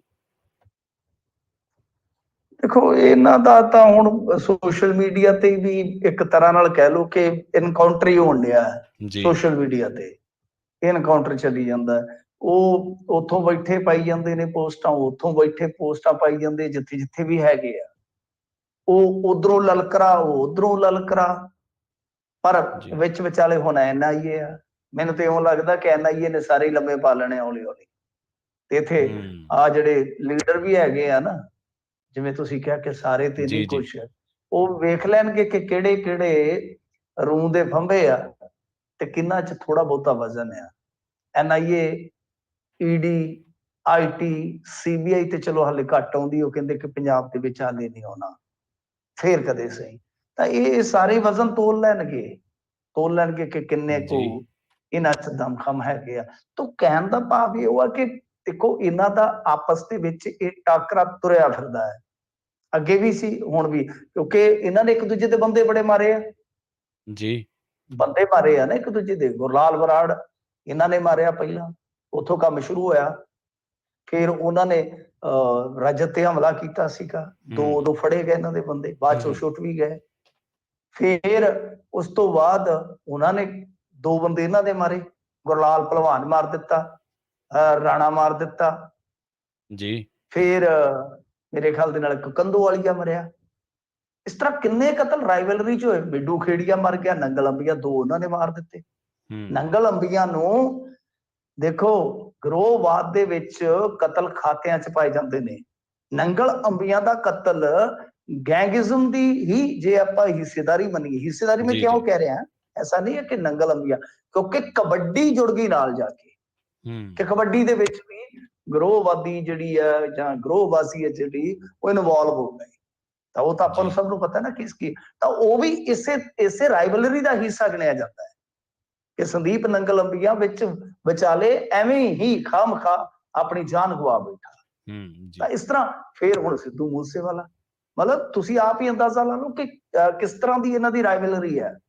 ਇਹਨੂੰ ਮਤਲਬ ਕਿ ਸਰਕਾਰ ਲਾਈਟਲੀ ਨਾ ਹੀ ਲਵੇ ਤੇ ਅੱਛਾ ਹੈ, ਕਿਉਂਕਿ ਜਿੱਥੇ ਦਾ ਲੱਗ ਗਿਆ ਇੱਕ ਦੂਜੇ ਦਾ ਕਰਨਗੇ। ਵੈਸੇ ਤਾਂ ਹੁਣ ਸੋਸ਼ਲ ਮੀਡੀਆ ਤੇ ਇਹ ਮਈ ਦੇ ਅਖੀਰ ਤੋਂ ਲੱਗੇ ਨੇ, ਸੋਸ਼ਲ ਮੀਡੀਆ ਤੇ ਕੋਈ ਇੰਟਰਵਿਊ ਦੇ ਰਿਹਾ, ਕੋਈ ਪੋਸਟ ਪਾ ਰਿਹਾ। ਅੱਜ ਵੀ ਇਹਨਾਂ ਨੇ ਕਿਹਾ ਕਿ ਸਿੱਧੂ ਮੂਸੇਵਾਲੇ ਦਾ ਅਸੀਂ ਬਦਲਾ ਲਵਾਂਗੇ, ਪਰ ਨਾਲ ਸਫਾਈ ਦਿੰਦੇ ਕਿ ਮੂਸੇਵਾਲੇ ਦਾ ਸਾਡੇ ਗਰੁੱਪ ਨਾਲ ਕੋਈ ਲਿੰਕ ਨਹੀਂ ਸੀਗਾ, ਤੇ ਜੇ ਸਾਨੂੰ ਬੰਦੇ ਕੋਈ 2-4 ਮਾਰਨੇ ਵੀ ਪਏ ਬਦਲੇ ਵਾਸਤੇ ਅਸੀਂ ਮਾਰਾਂਗੇ। ਫਿਰ ਰਿੰਦੇ ਬਾਰੇ ਉਹ ਕਹਿੰਦੇ ਆ ਕਿ ਰਿੰਦੇ ਦਾ ਸਾਡੇ ਗਰੁੱਪ ਨਾਲ ਕੋਈ ਲੈਣਾ ਦੇਣਾ ਨਹੀਂ ਹੈਗਾ, ਉਹਨੂੰ ਇੱਧਰ ਸਾਡੇ ਨਾਲ ਨਾ ਜੋੜੋ। ਤੇ ਗੋਲਡੀ ਨੂੰ ਕਹਿੰਦੇ ਆ ਕਿ ਤੂੰ ਆ ਇੱਥੇ ਵੜ ਕੇ ਵਿਖਾ, ਐਵੇਂ ਉੱਥੇ ਲਲਕਾਰੇ ਮਾਰੀ ਜਾਣਾ, ਇੱਕ ਵਾਰੀ ਇੱਥੇ ਆ ਕੇ ਦਿਖਾ ਫਿਰ ਤੈਨੂੰ ਦੱਸਦੇ ਆ। ਤਾਂ ਸਿੱਧੇ ਇੱਕ ਤਰ੍ਹਾਂ ਨਾਲ ਕਹਿ ਲਓ ਕਿ ਧਮਕੀ ਭਰੇ ਸ਼ਬਦ ਨੇ, ਪਰ ਇਹਨਾਂ ਨੂੰ ਇਹ ਆ ਕਿ ਲਾਈਟਲੀ ਨਹੀਂ ਲਿਆ ਜਾ ਸਕਦਾ। ਹਾਲ ਦੀ ਘੜੀ ਤਾਂ ਠੀਕ ਆ, ਇਸ ਟਾਈਮ ਸਿਕਿਉਰਿਟੀ ਜਿਹੜੀ ਹੈ, ਉਹ ਜਿਹੜੇ ਹਿਰਾਸਤ ਦੇ ਵਿੱਚ ਬੰਦੇ ਉਹਨਾਂ ਦੀ ਵੀ ਟਾਈਟ ਹੈ ਸਿਕਿਉਰਿਟੀ। ਫਿਰ ਮੈਂ ਜਿਵੇਂ ਤੁਹਾਨੂੰ ਦੱਸਿਆ ਕਿ ਪੁਲਿਸ ਵੀ ਥੋੜੀ ਚਕੰਨੀ ਹੈ, NIA ਦੀ ਐਂਟਰੀ ਹੋ ਚੁੱਕੀ ਆ, ਸਖਤੀਆਂ ਬਹੁਤ ਜ਼ਿਆਦਾ ਨੇ, ਪਰ ਫਿਰ ਵੀ ਢਿਲਾਈ ਮਾੜੀ ਜੀ ਵੀ, ਉਹ ਕਹਿੰਦੇ ਆ ਨਾ ਕਿ ਸਾਵਧਾਨੀ ਹਟੀ ਤੋਂ ਦੁਰਘਟਨਾ ਘਟੀ। ਐਸਾ ਮਾਹੌਲ ਬਣਿਆ ਪਿਆ ਇਹਨਾਂ ਦਾ ਆਪਸ ਦੇ ਵਿੱਚ, ਕਿਉਂਕਿ ਇਹਨਾਂ ਦੀ ਰਾਈਵਲਰੀ ਲੰਬੀ ਆ ਤੇ ਉਹਦੇ ਪਿੱਛੇ ਬਹੁਤ ਵੱਡੇ ਕਾਰਨ ਨੇ, ਬਹੁਤ ਵੱਡੇ ਕਾਰਨ ਨੇ। ਕਿਉਂਕਿ ਇਹਨਾਂ ਨੇ ਹੁਣ ਰਲਾ ਕੇ ਗਰੁੱਪ, ਮੈਂ ਅੱਗੇ ਵੀ ਤੁਹਾਨੂੰ ਦੱਸਿਆ ਸੀਗਾ ਕਿ 2 ਹੀ ਮੁੱਖ ਗਰੁੱਪ ਬਣ ਗਏ। ਵੈਸੇ ਤੇ ਛੋਟੇ ਮੋਟੇ 15 ਦੇ ਕਰੀਬ ਗਰੁੱਪ ਨੇ ਉਹਦੇ, ਹਾਂਜੀ, ਪਰ ਜੇ ਵੱਡੇ ਪੱਧਰ ਤੇ ਦੇਖੋਗੇ ਤਾਂ 2 ਗਰੁੱਪ ਨੇ। ਤਾਂ ਉਹ ਗਰੁੱਪ ਵਿਸਤਾਰਵਾਦੀ ਪ੍ਰਕਿਰਿਆ ਦੇ ਤਹਿਤ ਗਾਂ ਦੀ ਗਾਂ ਤੁਰੇ ਗਏ। ਹੁਣ ਤਾਂ ਉਹ ਦਿੱਲੀ, ਯੂਪੀ, ਮਹਾਰਾਸ਼ਟਰ ਤੱਕ ਨੇ। ਸੋ ਇਸ ਕਰਕੇ ਜਿੱਥੇ ਇੰਨਾ ਵਿਸਥਾਰਵਾਦ ਹੋ ਜਾਵੇ ਕਿਸੇ ਗਰੁੱਪ ਦਾ, ਕਿਸੇ ਗਰੋਹ ਦਾ, ਤਾਂ ਉੱਥੇ ਐ ਤਾਂ ਨਹੀਂ ਆਪਾਂ ਕਹਿ ਸਕਦੇ। ਪਰ ਹਾਲ ਦੀ ਘੜੀ ਜਿਵੇਂ ਮੈਂ ਸ਼ਬਦ ਇਸਤੇਮਾਲ ਕੀਤਾ ਕਿ ਸੋਸ਼ਲ ਮੀਡੀਆ ਤੇ ਆ, ਇੱਕ ਦੂਜੇ ਨੂੰ ਲਲਕਰੇ ਵੱਜ ਰਹੇ ਆ, ਪਰ ਐ ਨਹੀਂ ਹੈ ਕਿ ਸਾਰਾ ਕੁਝ ਸੋਸ਼ਲ ਮੀਡੀਆ ਤੇ ਰਹੇਗਾ, ਕਿਉਂਕਿ ਅਸੀਂ ਪਿਛਲੇ 3 ਸਾਲਾਂ ਦੇ ਦੌਰਾਨ ਵੇਖ ਚੁੱਕੇ ਹਾਂ। ਵੈਸੇ ਤੇ ਲੰਬਾ ਸਮਾਂ ਮੈਂ ਤੁਹਾਨੂੰ ਬਹੁਤ ਪਿੱਛੇ ਵੀ ਲਿਜਾ ਸਕਦਾ, ਪਰ ਸਮੇਂ ਦੀ ਇੱਕ ਹੱਦ ਹੁੰਦੀ ਹੈ। ਤਾਂ ਇਹ 3 ਸਾਲ ਤੋਂ ਜੇ ਦੇਖੋਗੇ ਤਾਂ ਬਹੁਤ ਬੰਦੇ ਇਹਨਾਂ ਨੇ ਇੱਕ ਦੂਜੇ ਦੇ ਮਾਰੇ ਆ। ਤਾਂ ਜਿੱਥੇ ਵੀ ਕਿਸੇ ਦਾ ਦਾ ਲੱਗੇਗਾ, ਜਿੱਥੇ ਵੀ ਕਿਸੇ ਨੂੰ ਢਿੱਲ ਮਿਲੇਗੀ ਥੋੜੀ ਜਿਹੀ, ਉਹਦਾ ਫਾਇਦਾ ਚੁੱਕੇਗਾ। ਤਾਂ ਇਹ ਹੁਣ ਪੁਲਿਸ ਨੇ ਦੇਖਣਾ ਕਿ ਜਿਹੜੇ ਇਹਨਾਂ ਦੇ ਮੇਨ ਬੰਦੇ ਆ, ਜਲਦੀ ਤੋਂ ਜਲਦੀ ਉਹ ਫੜੇ ਜਾਣ, ਜਾਂ ਫਿਰ ਇਹਨਾਂ ਦਾ ਜਿਹੜਾ ਜੇਲ੍ਹਾਂ ਤੋਂ ਚੱਲਦਾ ਨੈਟਵਰਕ ਉਹ ਬ੍ਰੇਕ ਕੀਤਾ ਜਾਵੇ। ਅਦਰਵਾਈਜ਼ ਇਹਨਾਂ ਚੀਜ਼ਾਂ ਦਾ ਸ਼ੰਕਾ ਬਣਿਆ ਰਹੇਗਾ। ਇਹ ਇਕੱਲੀ ਇਹ ਨਹੀਂ ਹੈ ਕਿ ਸੋਸ਼ਲ ਮੀਡੀਆ ਤੱਕ ਹੀ ਗੱਲਾਂ ਰਹਿੰਦੀਆਂ ਨੇ ਮਹਿਦੂਦ। ਇਹ ਕਈ ਵਾਰ ਇਹ ਧਰਤੀ ਨੂੰ ਰੰਗਦੇ ਨੇ, ਆ ਕੇ ਮਾਰਦੇ ਆ। ਹੁਣ ਸਿੱਧੂ ਮੂਸੇਵਾਲੇ ਦਾ ਪਿਤਾ ਤਾਂ ਕਹਿ ਰਿਹਾ ਸੀਗਾ, ਬਈ ਮੇਰੇ ਮੁੰਡੇ ਦਾ ਬਦਲਾ ਕਿਸੇ ਦੇ ਮੁੰਡੇ ਨੂੰ ਮਾਰ ਕੇ ਨਾ ਲਿਓ। ਅਸੀਂ ਤਾਂ ਕਹਿੰਦੇ ਆ ਕਿ ਜੋ ਉਹਨਾਂ ਨੇ ਕੀਤਾ ਉਹਨਾਂ ਨੂੰ ਉਹੋ ਜਿਹੀ ਸਜ਼ਾ ਦਿਓ, ਗੋਲੀ ਮਾਰੀ ਤਾਂ ਗੋਲੀ ਮਾਰੋ, ਐਨਕਾਊਂਟਰ ਕਰੋ, ਉਹਨਾਂ ਦਾ ਫਾਂਸੀ ਦੇਵੋ। ਤਾਂ ਕਹਿਣ ਦਾ ਮਤਲਬ ਇਹ ਹੈ ਕਿ ਉਹਨਾਂ ਦੀ ਇਹ ਸੋਚ ਤਾਂ ਠੀਕ ਆ ਕਿ ਹਾਂ ਬਈ ਕਿਸੇ ਨੂੰ ਮਾਰਨ ਦੇ ਨਾਲ ਬਦਲਾ ਉਹ ਪੂਰਾ ਨਹੀਂ ਹੋਣਾ। ਜਿਹੜੇ ਜ਼ਿੰਮੇਵਾਰ ਲੋਕ ਆ ਬਈ ਉਹਨਾਂ ਨੂੰ ਕਾਨੂੰਨ ਦੇ ਦਾਇਰੇ 'ਚ, ਉਹ ਹਾਲਾਂਕਿ ਐਨਕਾਊਂਟਰ ਕਹਿੰਦੇ, ਚਲੋ ਅਸੀਂ ਨਹੀਂ ਕਹਿ ਸਕਦੇ। ਤਾਂ ਕਹਿਣ ਦਾ ਮਤਲਬ ਇਹੀ ਹੈ ਕਿ ਦੇਖੋ ਇਹਨਾਂ ਦੀ ਜਿਹੜੀ ਇਸ ਤਰ੍ਹਾਂ ਦੀ ਕੰਮ ਕਰਨ ਦੀ ਅੱਗੇ ਆਪਾਂ ਰੰਗ ਢੰਗ ਵੇਖੀ ਆ, ਜਾਂ ਇਹਨਾਂ ਦੀ ਕਾਰਕਰਦਗੀ ਵੇਖੀ ਆ, ਉਹਦੇ ਤੋਂ ਇਹ ਭਰੋਸਾ ਨਹੀਂ ਕੀਤਾ ਜਾ ਸਕਦਾ ਕਿ ਇਕੱਲਾ ਸੋਸ਼ਲ ਮੀਡੀਆ ਤੇ ਲੜਨਗੇ। ਸੋਸ਼ਲ ਮੀਡੀਆ ਤੋਂ ਕਦੋਂ ਇਹਨਾਂ ਨੇ ਗਲੀਆਂ ਚੌਰਾਹਿਆਂ 'ਚ ਆ ਜਾਣਾ, ਉਹ ਮੁਨਸਰ ਕਰਦਾ, ਨਿਰਭਰ ਕਰਦਾ ਲਾਅ ਐਂਡ ਆਰਡਰ ਦੀ ਸਥਿਤੀ ਤੇ। ਉਹ ਇਹ ਹੁਣ ਦੇਖਣਾ ਹੋਵੇਗਾ ਕਦ ਤੱਕ। ਜੀ। ਚੰਡੀਗੜ੍ਹ ਦੇ ਬਹੁਤ ਚਰਚਿਤ ਕਤਲकांड ਸਿੱਪੀ ਸਿੱਧੂ ਦੇ ਕੇਸ ਦੇ ਵਿੱਚ ਕਲਿਆਣੀ ਨੂੰ ਜ਼ਮਾਨਤ ਮਿਲ ਗਈ ਹੈ ਮਿੰਟੂ ਜੀ। ਹਾਂਜੀ, ਦੇਖੋ ਇਹ ਜ਼ਮਾਨਤ ਮਿਲ ਗਈ ਆ, ਪਰ ਬੜੀ ਹੈਰਾਨਗੀ ਹੁੰਦੀ ਹੈ ਕਿ ਕਤਲ ਕੇਸ ਦੇ ਵਿੱਚ ਏਡੀ ਜਲਦੀ ਜ਼ਮਾਨਤ ਮਿਲ ਜਾਣੀ, ਨਹੀਂ ਤਾਂ ਆਮ ਤੌਰ ਤੇ ਇਦਾਂ ਹੁੰਦਾ ਨਹੀਂ ਹੈ। ਖੈਰ ਇਹਦੇ ਤੇ ਸਵਾਲ ਵੀ ਚੁੱਕੇ ਨੇ। ਬੈਂਸ ਸਾਹਿਬ ਇਹਨਾਂ ਦੇ ਹੈਗੇ ਸੀਗੇ ਲਾਇਰ ਫੈਮਿਲੀ ਦੇ, ਉਹਨਾਂ ਨੇ ਵੀ ਸਵਾਲ ਚੁੱਕੇ। ਉਹ ਕਹਿੰਦੇ ਕਿ ਜਿਵੇਂ ਸਾਨੂੰ ਡਿਟੇਲਡ ਕਾਪੀ ਮਿਲ ਜਾਏਗੀ ਤਾਂ ਅਸੀਂ ਫਿਰ ਉਸ ਤੋਂ ਬਾਅਦ ਅਪੀਲ ਕਰਾਂਗੇ ਸੁਪਰੀਮ ਕੋਰਟ ਦੇ ਵਿੱਚ ਇਸ ਜ਼ਮਾਨਤ ਦੇ ਵਿਰੋਧ ਦੇ ਵਿੱਚ। ਤਾਂ ਕਲਿਆਣੀ ਖੁਦ ਇੱਕ ਜੱਜ ਦੀ ਧੀ ਹੈ, ਜਿੱਥੋਂ ਮਸਲਾ ਵਿਗੜਦਾ ਸੀਗਾ ਨਾ। ਤਾਂ ਵੈਸੇ ਵੀ ਜੇ ਤੁਸੀਂ ਦੇਖੋਗੇ ਤਾਂ ਲੰਬਾ ਸਮਾਂ ਇਹ ਕੇਸ ਇਸੇ ਕਰਕੇ ਤੇ ਅਟਕਿਆ ਰਿਹਾ, ਗ੍ਰਿਫਤਾਰੀ ਬਹੁਤ ਲੇਟ ਹੋਈ ਹੈ। ਸੀਬੀਆਈ ਨੇ ਸਬੂਤ ਜੁਟਾਏ, ਸਾਰਾ ਕੁਝ ਕੀਤਾ, ਪਰ ਪੁਲਿਸ ਤੇ ਇਹ ਵੀ ਦੋਸ਼ ਲੱਗੇ ਆ ਸੀਬੀਆਈ ਦੀ ਚਾਰਜਸ਼ੀਟ ਦੇ ਵਿੱਚ ਆ ਕਿ ਇਹਨਾਂ ਨੇ, ਵੇਖੋ ਹੁਣ ਇੱਕ ਪਾਸੇ ਚਾਰਜਸ਼ੀਟ ਫਾਈਲ ਹੋ ਰਹੀ ਹੈ, ਇੱਕ ਦੂਸਰੇ ਪਾਸੇ ਜ਼ਮਾਨਤ ਵੀ ਹੋ ਰਹੀ ਹੈ। ਤਾਂ ਸੀਬੀਆਈ ਜਾਂਚ ਦੇ ਵਿੱਚ ਕੁਝ ਪੁਲਿਸ ਅਧਿਕਾਰੀਆਂ ਨੂੰ ਵੀ ਨਾਮਜ਼ਦ ਕੀਤਾ ਗਿਆ ਇੱਕ ਤਰ੍ਹਾਂ ਨਾਲ ਕਿ ਇਹਨਾਂ ਨੇ ਕੇਸ ਖਰਾਬ ਕੀਤਾ, ਸ਼ੁਰੂ 'ਚ ਕੇਸ ਖਰਾਬ ਕੀਤਾ, ਤਾਂ ਉਹਨਾਂ ਤੇ ਵੀ ਕੋਈ ਕਾਰਵਾਈ ਨਹੀਂ ਹੋ ਰਹੀ। ਖੈਰ ਕਾਫੀ ਵੱਡੇ ਸਵਾਲ ਆ ਇਹਦੇ ਵਿੱਚ, ਤਾਂ ਸਭ ਨੂੰ ਪਤਾ ਹੀ ਹੈ। ਜੇ ਇਸ ਕੇਸ ਦੀ ਕਿਸੇ ਨੂੰ ਬੈਕਗ੍ਰਾਉਂਡ ਨਹੀਂ ਪਤਾ ਤੇ ਮੈਂ ਸੰਖੇਪ ਦੇ ਵਿੱਚ ਦੱਸ ਦਿੰਦਾ ਕਿ 20 ਸਤੰਬਰ 2015 ਨੂੰ ਚੰਡੀਗੜ੍ਹ ਦੇ ਸੈਕਟਰ 27 ਦੇ ਵਿੱਚ ਇੱਕ ਕਤਲ ਹੋਇਆ ਸੀਗਾ। ਸਿੱਪੀ ਸਿੱਧੂ ਜਿਹੜਾ ਸ਼ੂਟਰ ਸੀਗਾ, ਇਹ ਵੀ ਮਤਲਬ ਕਿ ਇਹਨਾਂ ਦੀ ਫੈਮਿਲੀ ਵੀ ਜੁਡੀਸ਼ਰੀ ਦੀ ਬੈਕਗ੍ਰਾਉਂਡ ਵਾਲੀ ਹੈ। ਸੋ ਦੋਨੇ ਹੀ ਫੈਮਲੀਆਂ ਦੀ ਨਜ਼ਦੀਕੀ ਬਹੁਤ ਜ਼ਿਆਦਾ ਸੀ, ਨੇੜਤਾ ਸੀ। ਤਾਂ ਇਹਨਾਂ ਦੇ ਆਪਸ ਦੇ ਵਿੱਚ ਸਬੰਧ ਸਨ ਦੋਨਾਂ ਦੇ, ਮਤਲਬ ਕਿ ਦੋਸਤੀ ਸੀ, ਮਿੱਤਰਤਾ ਸੀ, ਉਸ ਤੋਂ ਅੱਗੇ ਵੀ ਗਏ। ਤੇ ਇੱਕ ਮੌਕਾ ਸੀ, ਸ਼ਾਦੀ ਹੋਣ ਵਾਲੀ ਸੀ, ਪਰ ਬਾਅਦ ਦੇ ਵਿੱਚ ਖਟਾਸ ਆ ਗਈ ਰਿਸ਼ਤਿਆਂ 'ਚ। ਵੈਸੇ ਉਹਦੇ ਪਿੱਛੇ ਵੀ ਕਹਾਣੀ ਹੈ, ਪਰ ਅਸੀਂ ਬਹੁਤਾ ਜ਼ਿਆਦਾ ਨਹੀਂ ਉਧਰ ਜਾਵਾਂਗੇ ਕਿਸੇ ਦੀ ਪ੍ਰਾਈਵੇਟ ਲਾਈਫ ਤੇ। ਤਾਂ ਉਸ ਤੋਂ ਬਾਅਦ ਕੁਝ ਫੋਟੋਆਂ ਵਾਇਰਲ ਹੋ ਗਈਆਂ ਸੀ ਕਲਿਆਣੀ ਦੀਆਂ ਕਥਿਤ ਤੌਰ ਤੇ, ਤਾਂ ਜਿਸ ਤੋਂ ਬਾਅਦ ਇਹ ਕਿਹਾ ਗਿਆ ਕਿ ਇੱਕ ਪਾਰਕ ਦੇ ਵਿੱਚ ਬੁਲਾ ਕੇ ਕਿਸੇ ਹੋਰ ਫੋਨ ਤੋਂ ਕਾਲ ਕਰਕੇ ਤਾਂ ਫਿਰ ਉਹ ਮਰਡਰ ਕਰ ਦਿੱਤਾ ਗਿਆ। ਉਹਦੇ ਵਿੱਚ ਕੁਝ ਚਸ਼ਮਦੀਦ ਵੀ ਦੱਸੇ ਗਏ ਸਨ। ਤੋਂ ਇਹ ਬੈਕਗ੍ਰਾਉਂਡ ਹੈ ਇਸ ਕੇਸ ਦਾ, ਇਹ ਸੰਖੇਪ ਦੇ ਵਿੱਚ ਬਰੀਫ ਦੇ ਵਿੱਚ ਮੈਂ ਤੁਹਾਨੂੰ ਦੱਸਿਆ। ਤੇ ਦੂਜੀ ਗੱਲ ਜਿਹੜੀ ਹੈ ਕਿ ਹੁਣ ਇਹ ਪੁਲਿਸ ਨੇ ਕੇਸ ਜਿਸ ਤਰ੍ਹਾਂ ਕਿ ਲਿਆ ਸੀ, ਤੋਰਿਆ ਸੀ, ਸਭ ਨੂੰ ਪਤਾ ਹੈ ਕਿ ਕਈ ਸਾਲ ਹੀ ਮਾਮਲਾ ਏਦਾਂ ਗਿਆ। ਫਿਰ ਕਲੋਜ਼ਰ ਰਿਪੋਰਟ ਵੀ ਇੱਕ ਵਾਰੀ ਤਾਂ ਹੋ ਗਈ ਸੀਗੀ, ਤਕਰੀਬਨ ਕੇਸ ਬੰਦ ਹੀ ਪੈ ਚੱਲਿਆ ਸੀਗਾ। ਪਰ ਘਰਦਿਆਂ ਨੇ, ਮੈਂ ਜਿਵੇਂ ਤੁਹਾਨੂੰ ਦੱਸਿਆ ਕਿ ਫੈਮਿਲੀ ਅੱਛੀ ਸੀਗੀ, ਉਹਨਾਂ ਨੇ ਫਾਈਟ ਕੀਤੀ। ਸੀਪੀ ਸਿੱਧੂ ਦਾ ਇੱਕ ਫਰੈਂਡ ਸਰਕਲ ਵੀ ਬਹੁਤ ਵੱਡਾ ਸੀਗਾ, ਬਹੁਤ ਲੋਕਾਂ ਨੇ ਫਾਈਟ ਕੀਤੀ, ਇਹਦੇ ਜੀ ਵਾਸਤੇ ਸੰਘਰਸ਼ ਕੀਤਾ, ਤਾਂ ਜਾ ਕੇ ਗ੍ਰਿਫਤਾਰੀ ਹੋਈ ਆ ਗਾਂ ਜਾ ਕੇ। ਪਰ ਹੁਣ ਜ਼ਮਾਨਤ ਹੋ ਗਈ ਕੁਝ ਮਹੀਨਿਆਂ ਦੇ ਅੰਦਰ ਅੰਦਰ। ਪਰ ਇਹਨਾਂ ਦਾ ਕਹਿਣਾ ਕਿ ਅਸੀਂ ਟਿਕ ਕੇ ਨਹੀਂ ਬੈਠਾਂਗੇ, ਅਸੀਂ ਸੁਪਰੀਮ ਕੋਰਟ ਦੇ ਵਿੱਚ ਜਾਵਾਂਗੇ। ਹਾਲੇ ਕੇਸ ਮੁੱਕਿਆ ਨਹੀਂ, ਹਾਲੇ ਇਸ ਕੇਸ ਦੇ ਵਿੱਚ ਕਾਫੀ ਮੋੜ ਆਉਣੇ ਬਾਕੀ ਆ। ਜੀ ਜੀ ਜੀ ਅਗਲੀ ਖਬਰ ਦੇ ਵੱਲ ਵਧੀਏ ਮਿੰਟੂ ਜੀ, ਤੇ ਗੱਲ ਕਰੀਏ ਮਕਬੂਲਪੁਰਾ ਦੀ। ਮਕਬੂਲਪੁਰਾ ਦੇ ਵਿੱਚੋਂ ਇੱਕ ਹੋਰ ਵੀਡੀਓ ਸਾਹਮਣੇ ਆਇਆ ਜੀ। ਹਾਂਜੀ, ਮਕਬੂਲਪੁਰਾ ਵੀਡੀਓ ਨੇ ਪੂਰਾ ਕਹਿ ਲਓ ਕਿ ਮਕਬੂਲ ਕਰ ਰੱਖਿਆ ਜੀ ਹੈ ਇਸ ਜੀ ਟਾਈਮ। ਦੇਖੋ, ਉੱਥੇ ਸਭ ਤੋਂ ਪਹਿਲਾਂ ਵੀਡੀਓ ਉਹ ਆਈ ਸੀਗੀ, ਜਿਹੜੇ ਤੁਸੀਂ ਦੇਖੇ ਹੋਣੇ ਦ੍ਰਿਸ਼, ਜਿਹਦੇ ਵਿੱਚ ਇੱਕ ਔਰਤ ਨਸ਼ੇ ਨਾਲ ਫੁੱਲ ਟਾਈਟ ਹੈ ਹਾਂਜੀ ਤੇ ਹਾਂਜੀ ਉਹ ਡਿੱਗਦੀ ਫਿਰਦੀ ਹੈ, ਲੜਖੜਾਉਂਦੀ ਫਿਰਦੀ ਹੈ ਤੇ ਉਹਦੇ ਤੋਂ ਖੜ ਨਹੀਂ ਹੋ ਰਿਹਾ, ਤੇ ਲੋਕਾਂ ਨੇ ਉਹ ਵੀਡੀਓ ਬੜੀ ਵਾਇਰਲ ਵੀ ਕੀਤੀ। ਮੇਰੇ ਖਿਆਲ ਦੇ ਨਾਲ ਇਹਨਾਂ ਚੀਜ਼ਾਂ ਤੋਂ ਪ੍ਰੇਸ ਵੀ ਕਰਨਾ ਚਾਹੀਦਾ। ਬਲਰ ਵਗੈਰਾ ਕਿਸੇ ਨੇ ਨਹੀਂ ਕੀਤੀ, ਉਸੇ ਤਰ੍ਹਾਂ ਵੀਡੀਓ ਤੱਕ ਹੀ ਆਏ। ਤਾਂ ਉਸ ਤੋਂ ਬਾਅਦ ਇਹਨਾਂ ਦੀ ਜਿਹੜੀ ਉੱਥੋਂ ਦੀ ਵਿਧਾਇਕ ਹੈ ਬੀਬੀ ਜੀਵਨਜੋਤ ਕੌਰ, ਉਹਦੇ ਤੇ ਕਾਫੀ ਸਵਾਲ ਉੱਠੇ। ਫਿਰ ਉਹਨੇ ਸ਼ਨਾਖਤ ਕਰਕੇ ਤੇ ਉਸ ਬੀਬੀ ਨੂੰ ਤਾਂ ਨਸ਼ਾ ਛਡਾਊ ਕੇਂਦਰ ਚ ਘੱਲ ਦਿੱਤਾ। ਉਸ ਤੋਂ ਜੀ ਬਾਅਦ ਅਗਲੇ ਦਿਨ ਦੋ ਕੁੜੀਆਂ ਦੀ ਹੋਰ ਵੀਡੀਓ ਆ ਗਈ। ਦੋ ਕੁੜੀਆਂ ਨੇ ਕਿਹਾ ਕਿ ਸਾਨੂੰ ਤੇ 10 ਸਾਲ ਹੋ ਗਏ ਤੋਂ ਨਸ਼ਾ ਕਰਦਿਆਂ, ਤੇ ਕੁੜੀਆਂ ਦੀ ਹਾਲਤ ਐ ਸ਼ਾਹ ਕਾਲੀਆਂ ਹੋਈਆਂ ਪਈਆਂ ਨੇ, ਨਸ਼ਾ ਖਾ ਖਾ ਕੇ, ਟੀਕੇ ਲਾ ਲਾ ਕੇ। ਉਹਨਾਂ ਨੇ ਇਹ ਸਾਰੇ ਖੁਲਾਸੇ ਕੀਤੇ। ਪਰ ਹੁਣ ਤੀਜੇ ਦਿਨ ਇੱਕ ਹੋਰ ਵੀਡੀਓ ਆ ਗਈ। ਇਹਦੇ ਜੀ ਵਿੱਚ ਵੀ ਇੱਕ ਨੌਜਵਾਨ ਨੂੰ ਫੜ ਰੱਖਿਆ ਹੈ। ਉਹ ਨੌਜਵਾਨ ਕਿਤੇ ਆਇਆ ਹੋਣਾ ਨਸ਼ਾ ਪੱਤਾ ਲੈਣ, ਤਾਂ ਇਹਨੂੰ ਫੜਿਆ ਗਿਆ। ਤਾਂ ਉਹਨੇ ਆਖਿਆ ਕਿ 5 ਨੰਬਰ ਗਲੀ ਦੇ ਵਿੱਚੋਂ ਇੰਜੈਕਸ਼ਨ ਲੈ ਕੇ ਆਇਆ। ਮਤਲਬ ਸਿੱਧਾ ਹੀ ਉਹਨੇ ਕਹਿ ਦਿੱਤਾ ਕਿ ਫਲਾਣੇ ਬੰਦੇ ਤੋਂ ਇਹ ਸਾਰਾ ਕੁਝ ਮੈਂ ਲੈ ਕੇ ਆਇਆ। ਤਾਂ ਇਹ ਤੁਸੀਂ ਹਿਸਾਬ ਲਾ ਲਓ ਕਿ ਪੰਜਾਬ ਦੇ ਇੱਕ ਇਲਾਕੇ 'ਚ ਜਿੱਥੇ ਇੰਨੀ ਵੱਡੇ ਪੱਧਰ ਤੇ ਚਰਚਾ ਹੁੰਦੀ ਆ ਵੀਡੀਓ ਦੀ, ਉੱਥੋਂ ਫੇਰ ਦੂਜੇ ਦਿਨ ਵੀਡੀਓ, ਤੀਜੇ ਦਿਨ ਵੀਡੀਓ। ਜੀ ਮਤਲਬ ਏਦਾਂ ਲੱਗਦਾ ਕਿ ਭਾਵੇਂ ਆਰਮੀ ਲਾ ਦਿਓ ਪੰਜਾਬ ਦੇ ਵਿੱਚ, ਗਲੀ ਗਲੀ 'ਚ ਆਰਮੀ ਖਿਲਾਰ ਦਿਓ, ਟੈਂਕ ਖਿਲਾਰ ਦਿਓ, ਤੋਪਾਂ ਖਿਲਾਰ ਦਿਓ, ਮਜ਼ਾਈਲਾਂ ਬੀੜ ਦਿਓ, ਇਹਨਾਂ ਨਹੀਂ ਜਾ। ਇਹ ਇਹੋ ਜਿਹੀ ਹਾਲਤ 'ਚ ਪਹੁੰਚ ਚੁੱਕੇ ਆ ਅਸੀਂ। ਇਹੋ ਜਿਹੀ ਹਾਲਤ ਆ, ਕੋਈ ਕਿਸੇ ਦੀ ਗੱਲ ਮੰਨਣ ਨੂੰ ਜੇ ਤਿਆਰ ਨਹੀਂ ਹੈਗਾ ਇੱਥੇ। ਜਿਹਨੂੰ ਮਰਜ਼ੀ ਜ਼ੋਰ ਲਾ ਜੀ ਕੇ ਕਹਿ ਲਓ, ਜਿਹਨੂੰ ਮਰਜ਼ੀ ਉਹ ਬਸ ਜੋ ਮਰਜ਼ੀ। ਅਸੀਂ ਤੇ ਸਾਡਾ ਤਬਾਹ ਹੀ ਵਾਸਤਾ ਇਹਨਾਂ ਸਾਰੇ ਲੋਕਾਂ ਨਾਲ ਰਹਿੰਦਾ ਹੈ। ਤਾਂ ਪਰ ਜੋ ਮਰਜ਼ੀ ਕਹਿ ਲਓ, ਜਿੰਨੀਆਂ ਮਰਜ਼ੀ ਦਲੀਲਾਂ ਦੇ ਲਓ, ਇਹ ਨਹੀਂ ਹਟਦੇ। ਜਿਹਦੇ ਹੱਥ ਕੁਝ ਲੱਗਦਾ, ਲੋਕਾਂ ਦੇ ਰਸੋਈਆਂ ਚੋਂ ਸਿਲੰਡਰ ਲਾ ਲਾ ਕੇ ਭੱਜੀ ਜਾਂਦੇ ਆ। ਪੰਜਾਬ 'ਚ ਇਹ ਹਾਲ ਆ ਕਿ ਜੀ ਟੱਬਰ ਬੱਠੇ ਤੋਂ ਆ ਕੇ ਚੋਰੀ ਕਰਨ ਪੈ ਜਾਂਦੇ ਆ। ਇਹ ਬਹੁਤ ਮੰਦਾ ਹਾਲ ਆ। ਸੋ ਵੀਡੀਓ ਜਿਹੜੀਆਂ ਉਹ ਇੱਕ ਤਰ੍ਹਾਂ ਨਾਲ ਕਹਿ ਲਓ ਕਿ ਸਾਨੂੰ ਜਗਾਉਂਦੀਆਂ ਨੇ, ਉਹ ਸਾਨੂੰ ਅਲਰਟ ਮੈਸੇਜ ਜਿਵੇਂ ਹੁੰਦਾ ਹੈ ਨਾ। ਜੀ ਪਰ ਕਈ ਵਾਰ ਬੰਦਾ ਕੀ ਹੁੰਦਾ ਕਿ ਸਵੇਰੇ ਤੁਸੀਂ ਅਲਾਰਮ ਲਾਇਆ ਹੁੰਦਾ, ਅਲਾਰਮ ਵੱਜਦਾ, ਮਨ ਸਾਡਾ ਤੁਹਾਨੂੰ ਪਤਾ ਹੀ ਹੈ ਨਾ। ਅਸੀਂ ਉਹ ਅੱਜ ਕੱਲ ਇੱਕ ਹੋਰ ਆਉਂਦਾ ਉਹਦੇ ਚ ਮੈਂ ਸਨੂਜ਼ਿੰਗ ਪਤਾ ਨਹੀਂ ਕੀ ਹੁੰਦਾ, ਕਿ ਉਹਨੂੰ ਲਾ ਫੇਰ ਗਾ। ਮਤਲਬ ਕਿ ਅਲਾਰਮ ਦਾ ਕੋਈ ਕਸੂਰ ਨਹੀਂ, ਅਲਾਰਮ ਵੱਜ ਰਿਹਾ ਹੈ। ਜੀ ਜੀ ਅਸੀਂ ਨਹੀਂ ਉੱਠਣਾ ਚਾਹੁੰਦੇ, ਅਸੀਂ ਨਹੀਂ ਉੱਠਣਾ ਚਾਹੁੰਦੇ, ਅਲਾਰਮ ਵੱਜਦਾ।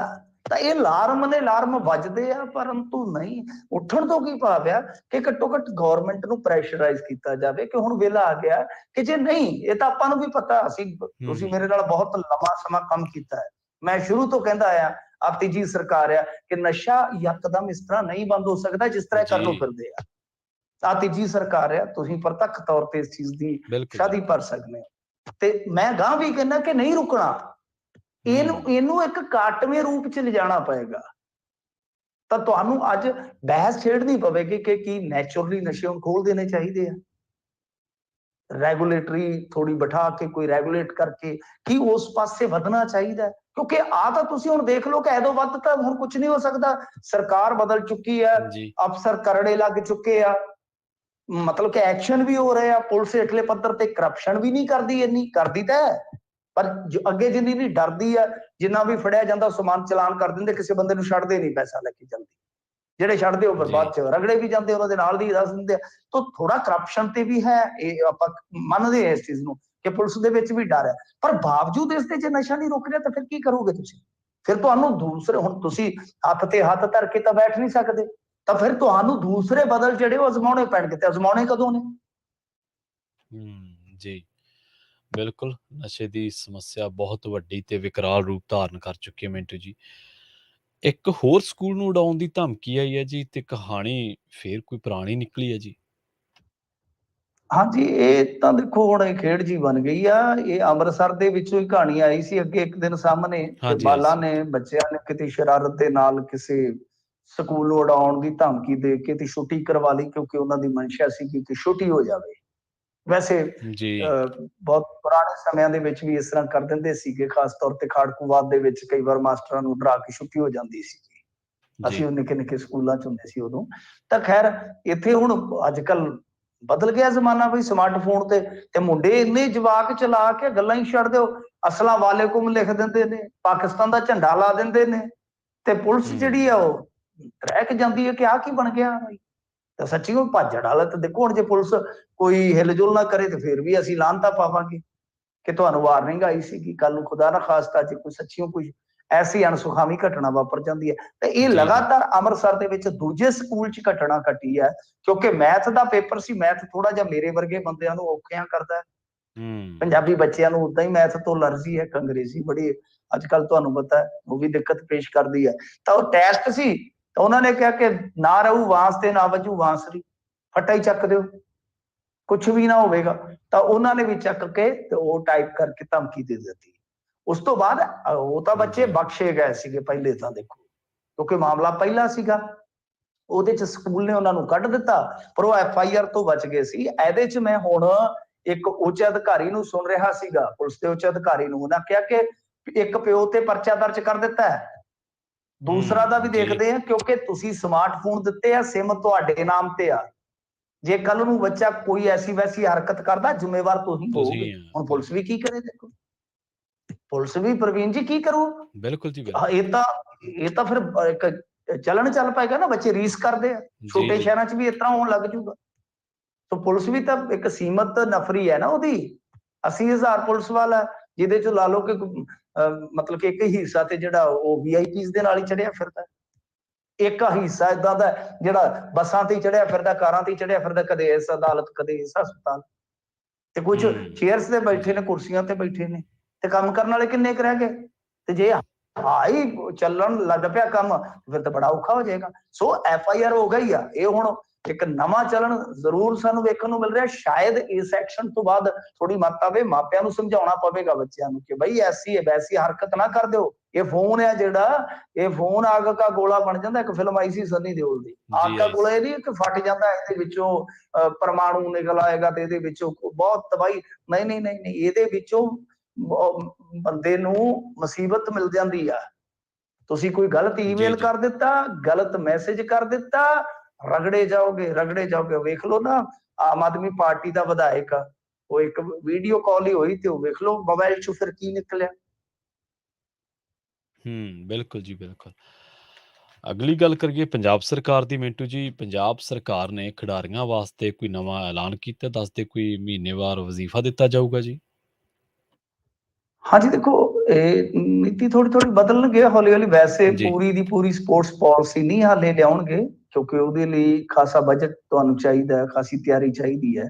ਤਾਂ ਇਦਾਂ ਹੈ ਕਿ ਜਿਹੜੀ ਪਨੀਰੀ ਹੈ, ਛੋਟੀ ਪਨੀਰੀ, ਉਹਨਾਂ ਵਾਸਤੇ ਇਹਨਾਂ ਨੇ ਕਹਿ ਦਿੱਤਾ ਹੈ ਕਿ ਅਸੀਂ ਜਿਹੜੇ ਵੀ ਬੰਦੇ ਜਾਂ ਜਿਹੜੇ ਬੱਚੇ ਕਹਿ ਲਓ ਕਿ ਖਿਡਾਰੀ ਖੇਡ ਕੇ ਆਉਣਗੇ ਸਟੇਟ ਜਾਂ ਫਿਰ ਉਹ ਕੌਮੀ ਪੱਧਰ ਤੇ ਖੇਡਣਗੇ, ਤਾਂ ਉਹਦੇ ਵਾਸਤੇ ਅਸੀਂ 12 ਕਰੋੜ ਰੁਪਈਆ ਰੱਖਾਂਗੇ। ਯਾਨੀ ਇਹਨਾਂ ਨੂੰ 8,000 ਤੇ 6,000। ਜੇ ਕੋਈ ਸੀਨੀਅਰ ਖਿਡਾਰੀ ਹੈ ਤੁਹਾਨੂੰ 8,000, ਜੂਨੀਅਰ ਖਿਡਾਰੀ ਨੂੰ 6,000 ਰੁਪਇਆ ਪਰ ਮੰਥ ਦੇਵਾਂਗੇ। ਤਾਂ ਇਹ ਵਧੀਆ ਗੱਲ ਹੈ ਜੀ, ਬਹੁਤ ਵਧੀਆ ਗੱਲ ਹੈ, ਬੜੀ ਗਜ਼ਬ ਦੀ ਨੀਤੀ ਹੈ। ਫਿਰ ਇਸ ਤੋਂ ਇਲਾਵਾ ਨਾਲ ਇਹਨਾਂ ਨੇ ਇਹ ਵੀ ਕਿਹਾ, ਵਜ਼ੀਫੇ ਦੀ ਤਾਂ ਗੱਲ ਹੋ ਗਈ, 6,000 ਰੁਪਇਆ ਵਜ਼ੀਫਾ ਜਿਹੜਾ ਉਹ ਦਿੱਤਾ ਜਾਊਗਾ। ਇਸ ਤੋਂ ਇਲਾਵਾ ਕਹਿੰਦੇ ਆ ਕਿ ਅਸੀਂ ਖਿਡਾਰੀਆਂ ਦੀ ਹੈਲਥ ਇੰਸ਼ੋਰੈਂਸ ਵੀ ਕਰਾਵਾਂਗੇ, ਤੇ ਡਾਈਟ ਵਧਾ ਦਿੱਤੀ, ਜਿਹੜੀ ਕਹਿ ਲਓ ਕਿ ਬਹੁਤ ਜ਼ਰੂਰੀ ਸੀ। ਡਾਈਟ ਕੀ ਹੈ ਕਿ ਜਿਹੜੇ ਜੀ ਵਿੰਗ ਹੁੰਦੇ ਆ, ਸਪੋਰਟਸ ਵਿੰਗ ਹੁੰਦੇ ਆ, ਪਿੰਡਾਂ 'ਚ ਵੀ ਹੈਗੇ ਨੇ ਸਪੋਰਟਸ ਵਿੰਗ ਜਿਹੜੇ ਆ, ਜਾਂ ਛੋਟੇ ਛੋਟੇ ਹੋਰ ਇਸ ਤਰ੍ਹਾਂ ਦੇ ਖੇਡ ਅਦਾਰੇ ਆ ਜਿੱਥੇ ਬੱਚੇ, ਪਨੀਰੀ ਜਿੱਥੇ ਪੈਦਾ ਹੁੰਦੀ ਹੈ, ਤਾਂ ਉਹ ਡਾਈਟ ਬੜੀ ਥੋੜੀ ਸੀਗੀ। ਤਾਂ ਪਹਿਲਾਂ 65-70 ਰੁਪਏ ਸੀ, ਫਿਰ ਇਹਨਾਂ ਨੇ 100 ਰੁਪਇਆ ਕਰ ਦਿੱਤੀ ਸੀਗੀ ਬਾਦਲ ਸਰਕਾਰ ਵੇਲੇ। ਤਾਂ ਫਿਰ ਉਹ ਇਹਨਾਂ ਨੇ ਮੇਰੇ ਖਿਆਲ ਦੇ ਨਾਲ ਹੁਣ 125 ਕਰ ਦਿੱਤੀ ਆ, ਜਿਹੜੇ ਕਿ ਉੱਥੇ ਰਿਹਾਇਸ਼ੀ ਨਹੀਂ ਹੈਗੇ। ਤੇ ਜਿਹੜੇ ਰਿਹਾਇਸ਼ੀ ਨੇ, ਜਿਵੇਂ ਹੋਸਟਲ ਦੇ ਵਿੱਚ ਰਹਿੰਦੇ ਨੇ, ਜਿਹੜੇ ਉੱਥੇ ਕੋਈ ਵਿੰਗ ਹੈ ਜਾਂ ਸਪੋਰਟਸ ਜੀ ਜੀ ਸਕੂਲ ਹੈ, ਤਾਂ ਉਹਦੇ ਵਿੱਚ 225 ਕਰ ਦਿੱਤਾ ਇਹਨਾਂ ਨੇ। ਇਹ ਇੱਕ ਮੇਰੇ ਖਿਆਲ ਦੇ ਨਾਲ ਬਹੁਤ ਵਧੀਆ ਗੱਲ ਹੈ। ਪਰ ਵੱਡੀ ਸਪੋਰਟਸ ਪਾਲਿਸੀ ਲਿਆਉਣੀ ਪਵੇਗੀ। ਇਹ ਕਾਮਨਵੈਲਥ ਵਿਨਰ ਹੈ ਜਿਹੜੇ, ਜਾਂ ਏਸ਼ੀਆਡ ਵਿਨਰ ਨੇ ਜਿਹੜੇ, ਏਸ਼ੀਅਨ ਦੇ ਚੈਂਪੀਅਨ ਹੋਣਗੇ ਏਸ਼ੀਆ ਦੇ, ਜਾਂ ਓਲੰਪਿਕ, ਉਹਨਾਂ ਵਾਸਤੇ ਪਾਲਿਸੀ ਲਿਆਉਣੀ ਚਾਹੀਦੀ। ਔਰ ਦੂਜੀ ਜਿਹੜੀ ਹੈ ਕਿ ਤੁਹਾਨੂੰ ਹੇਠਲੇ ਪੱਧਰ ਤੇ ਟੈਲੈਂਟ ਹੰਟ ਪ੍ਰੋਗਰਾਮ ਜਿਹੜੇ, ਜਿਵੇਂ ਹੁਣ ਤੁਸੀਂ ਇਹ ਚਲਾ ਰਹੇ ਹੋ, ਤਾਂ ਇਹ ਵੀ ਇੱਕ ਹਾਲੇ ਥੋੜਾ ਜਿਹਾ ਉੱਤੋਂ ਸਟਾਰਟ ਹੁੰਦਾ, ਤੇ ਇਹਦੇ ਵਿੱਚ ਵੀ ਟੀਚਰ ਰੋ ਰਹੇ ਆ। ਕਈ ਥਾਵੇਂ ਸਾਡੇ ਕੋਲ ਖਬਰਾਂ ਪਹੁੰਚ ਰਹੀਆਂ ਕਿ 500-500 ਰੁਪਇਆ ਟੀਚਰਾਂ ਤੋਂ ਲਿਆ ਜਾ ਰਿਹਾ ਹੈ, ਤੇ ਬਦਲੇ ਦੇ ਵਿੱਚ ਜਿੱਥੇ ਵਿਦਿਆਰਥੀਆਂ ਤੋਂ ਵੀ 100-100 ਕਿਤੇ 200-200 ਰੁਪਇਆ ਲੈ ਲੈਂਦੇ, ਤੇ ਕੇਲੇ 2-2 ਦਿੰਦੇ ਆ, ਤੇ 8-8 ਘੰਟੇ ਉੱਥੇ ਗਰਾਊਂਡ 'ਚ ਰਹਿੰਦੇ ਨੇ। ਤਾਂ ਇਹ ਚੀਜ਼ਾਂ ਠੀਕ ਕਰਨੀਆਂ ਪੈਣਗੀਆਂ। ਇਹਨੂੰ ਥੋੜਾ ਹੋਰ ਵਿਸਤਾਰ ਕਰਕੇ ਤਾਂ ਫੈਲਾ ਕਰਕੇ ਥੱਲੇ ਲੈ ਜਾਣਾ ਪਊਗਾ, ਜਿੱਥੇ 3-4 ਪਿੰਡਾਂ ਪਿੱਛੇ ਕੋਈ ਨਾ ਕੋਈ ਵੱਡਾ ਤੁਹਾਡੇ ਕੋਲ ਸੈਂਟਰ ਹੋਵੇ, ਵਧੀਆ ਕੋਚ ਹੋਣ, ਵਧੀਆ ਇਨਫਰਾਸਟ੍ਰਕਚਰ ਹੋਵੇ, ਤਾਂ ਉੱਥੋਂ ਫਿਰ ਸਾਡੀ ਕਹਾਣੀ ਸ਼ੁਰੂ ਹੋ ਜਾਏਗੀ। ਠੀਕ ਹੈ, ਚਲੋ ਜਿੰਨਾ ਵੀ ਹੈ, ਜੋ ਵੀ ਹੈ, ਥੋੜਾ ਹੈ, ਥੋੜੇ ਕੀ ਜ਼ਰੂਰਤ ਹੈ, ਪਰ ਜੋ ਹੈ ਚਲੋ ਇੱਕ ਵਾਰੀ ਕਹਿ ਸਕਦੇ ਹਾਂ ਕਿ ਕਦਮ ਪੁੱਟੇ ਜਾ ਰਹੇ ਆ। ਉਮੀਦ ਕਰਦੇ ਹਾਂ ਕਿ ਨੇਕ ਨੀਅਤ ਦੇ ਨਾਲ ਚੱਲੀ ਜਾਣਗੇ, ਹੋ ਸਕਦਾ ਨਤੀਜੇ ਵੀ ਅੱਛੇ ਮਿਲਣ ਇੱਕ ਦਿਨ। ਜੀ ਬਿਲਕੁਲ ਬਿਲकुल। ਇੰਸ਼ਾਅੱਲਾ ਚੰਗੇ ਨਤੀਜੇ ਵੀ ਮਿਲਣਗੇ। ਜੇਕਰ ਚੰਗੇ ਉਪਰਾਲੇ ਹੋਣਗੇ ਤਾਂ ਚੰਗੇ ਨਤੀਜੇ ਵੀ ਮਿਲਣਗੇ, ਤੇ ਸਾਡੇ ਵੀ ਪੰਜਾਬ ਦੇ ਵਿੱਚ ਮੈਡਲ ਆਉਣਗੇ ਤਰ੍ਹਾਂ ਤਰ੍ਹਾਂ ਦੇ, ਤੇ ਮੁੰਡਿਆਂ ਦੀਆਂ ਚੜ੍ਹਾਈਆਂ ਹੋਣੀਆਂ। ਮੁੰਡੇ ਕੁੜੀਆਂ ਜਦੋਂ ਜਾਣਗੇ ਬਾਹਰਲੇ ਵੱਡੇ ਟੂਰਨਾਮੈਂਟਾਂ 'ਚ ਖੇਡਣਗੇ। ਖੈਰ ਮਿੰਟੂ ਜੀ, ਬਹੁਤ ਬਹੁਤ ਧੰਨਵਾਦ ਤੁਹਾਡਾ ਇਹਨਾਂ ਖਾਸ ਜਾਣਕਾਰੀਆਂ ਦੇ ਲਈ। ਧੰਨਵਾਦ ਜੀ। ਜੀ ਜੀ। ਜੀ। ਸੋ ਪ੍ਰੋਗਰਾਮ ਖਬਰ ਤੇ ਨਜ਼ਰ ਦੇ ਵਿੱਚ ਆਪਣੇ ਨਾਲ ਜੁੜੇ ਸਨ ਮਿੰਟੂ ਗੁਰਸਰੀਆ ਜੀ। ਹੁਣ ਵੇਲਾ ਹੋ ਚੱਲਿਆ ਇੱਕ ਛੋਟੀ ਜਿਹੀ ਬ੍ਰੇਕ ਦੇ ਲਈ ਰੁਕਣ ਦਾ। ਤੁਸੀਂ ਕਿਤੇ ਨਾ ਜਾਓ, ਜੁੜੇ ਰਹੋ ਪੰਜਾਬੀ ਰੇਡੀਓ USA ਦੇ ਨਾਲ। ਅਸੀਂ ਹੁਣੇ ਪਰਤਾਂਗੇ ਇੱਕ ਸ਼ਾਰਟ ਬ੍ਰੇਕ ਤੋਂ ਬਾਅਦ।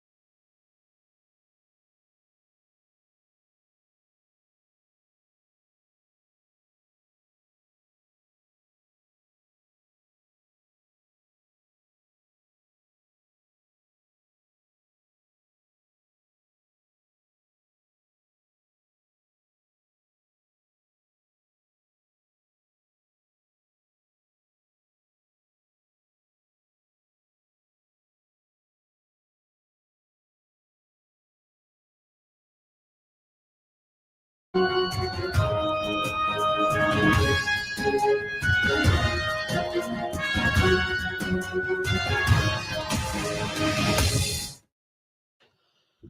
ਤੋਂ ਬਾਅਦ ਇੱਕ ਵਾਰ ਮੁੜ ਤੋਂ ਤੁਹਾਡਾ ਸਾਰਿਆਂ ਦਾ ਸਵਾਗਤ ਹੈ। ਤੁਸੀਂ ਜੁੜੇ ਹੋਏ ਹੋ ਪੰਜਾਬੀ ਰੇਡੀਓ ਯੂਐਸਏ ਦੇ ਨਾਲ ਤੇ ਮੈਂ ਹਾਂ ਪ੍ਰਵੀਨ ਸ਼ਰਮਾ। ਪ੍ਰੋਗਰਾਮ ਖਬਰ ਤੇ ਨਜ਼ਰ ਦੇ ਵਿੱਚ ਇੱਕ ਵਾਰ ਮੁੜ ਤੋਂ ਤੁਹਾਡਾ ਸਾਰਿਆਂ ਦਾ ਸਵਾਗਤ ਹੈ।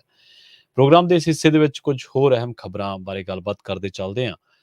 ਸ਼ੁਰੂਆਤ ਕਰਾਂਗੇ ਮਾਛੀਵਾੜਾ ਤੋਂ। ਮਾਛੀਵਾੜਾ ਦੇ ਸਰਕਾਰੀ ਸਕੂਲ ਦੇ ਵਿੱਚ 8 ਸਾਲ ਦੀ ਬੱਚੀ ਦੇ ਨਾਲ ਗਲਤ ਹਰਕਤਾਂ ਕਰਨ ਵਾਲੇ ਅਧਿਆਪਕ ਨੂੰ ਪਿੰਡ ਵਾਸੀਆਂ ਨੇ ਕੁਟਾਪਾ ਚਾੜਿਆ ਤੇ ਪੁਲਿਸ ਦੇ ਹਵਾਲੇ ਕਰ ਦਿੱਤਾ ਹੈ।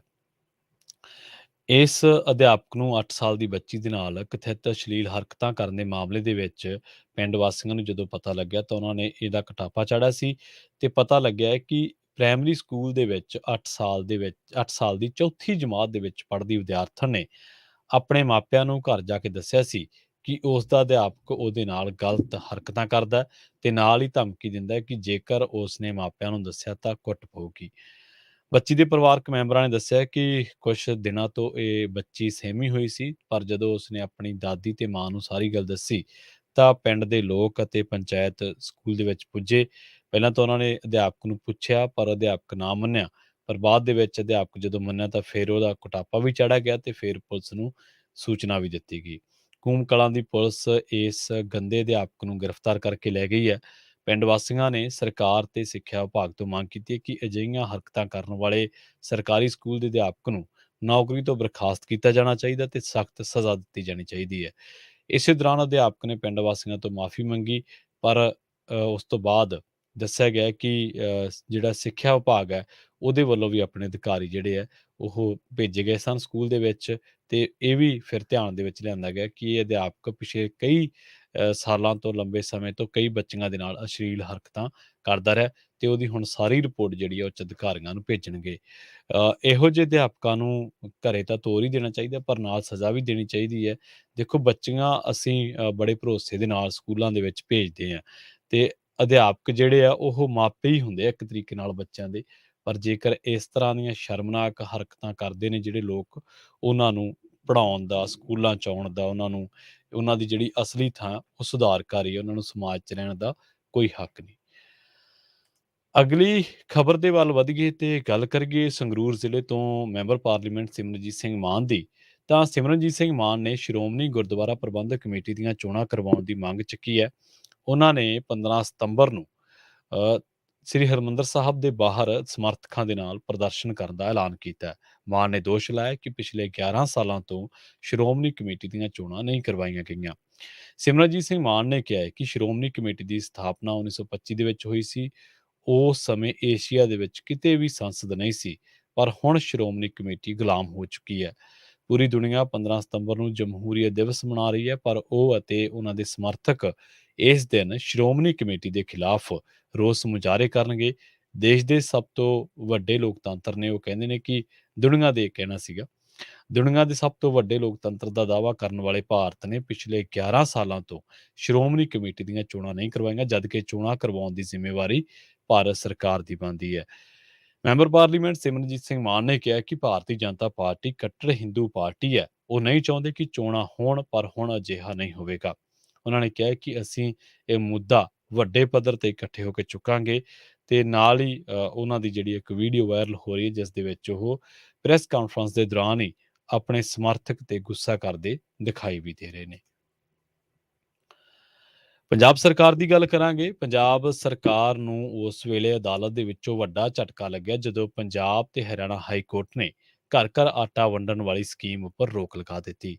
ਇਹ ਸਕੀਮ 1 ਅਕਤੂਬਰ ਤੋਂ ਸ਼ੁਰੂ ਹੋਣੀ ਸੀ। ਇਸ ਦੇ ਲਈ ਤਿਆਰੀਆਂ ਮੁਕੰਮਲ ਕੀਤੀਆਂ ਹੋਈਆਂ ਨੇ।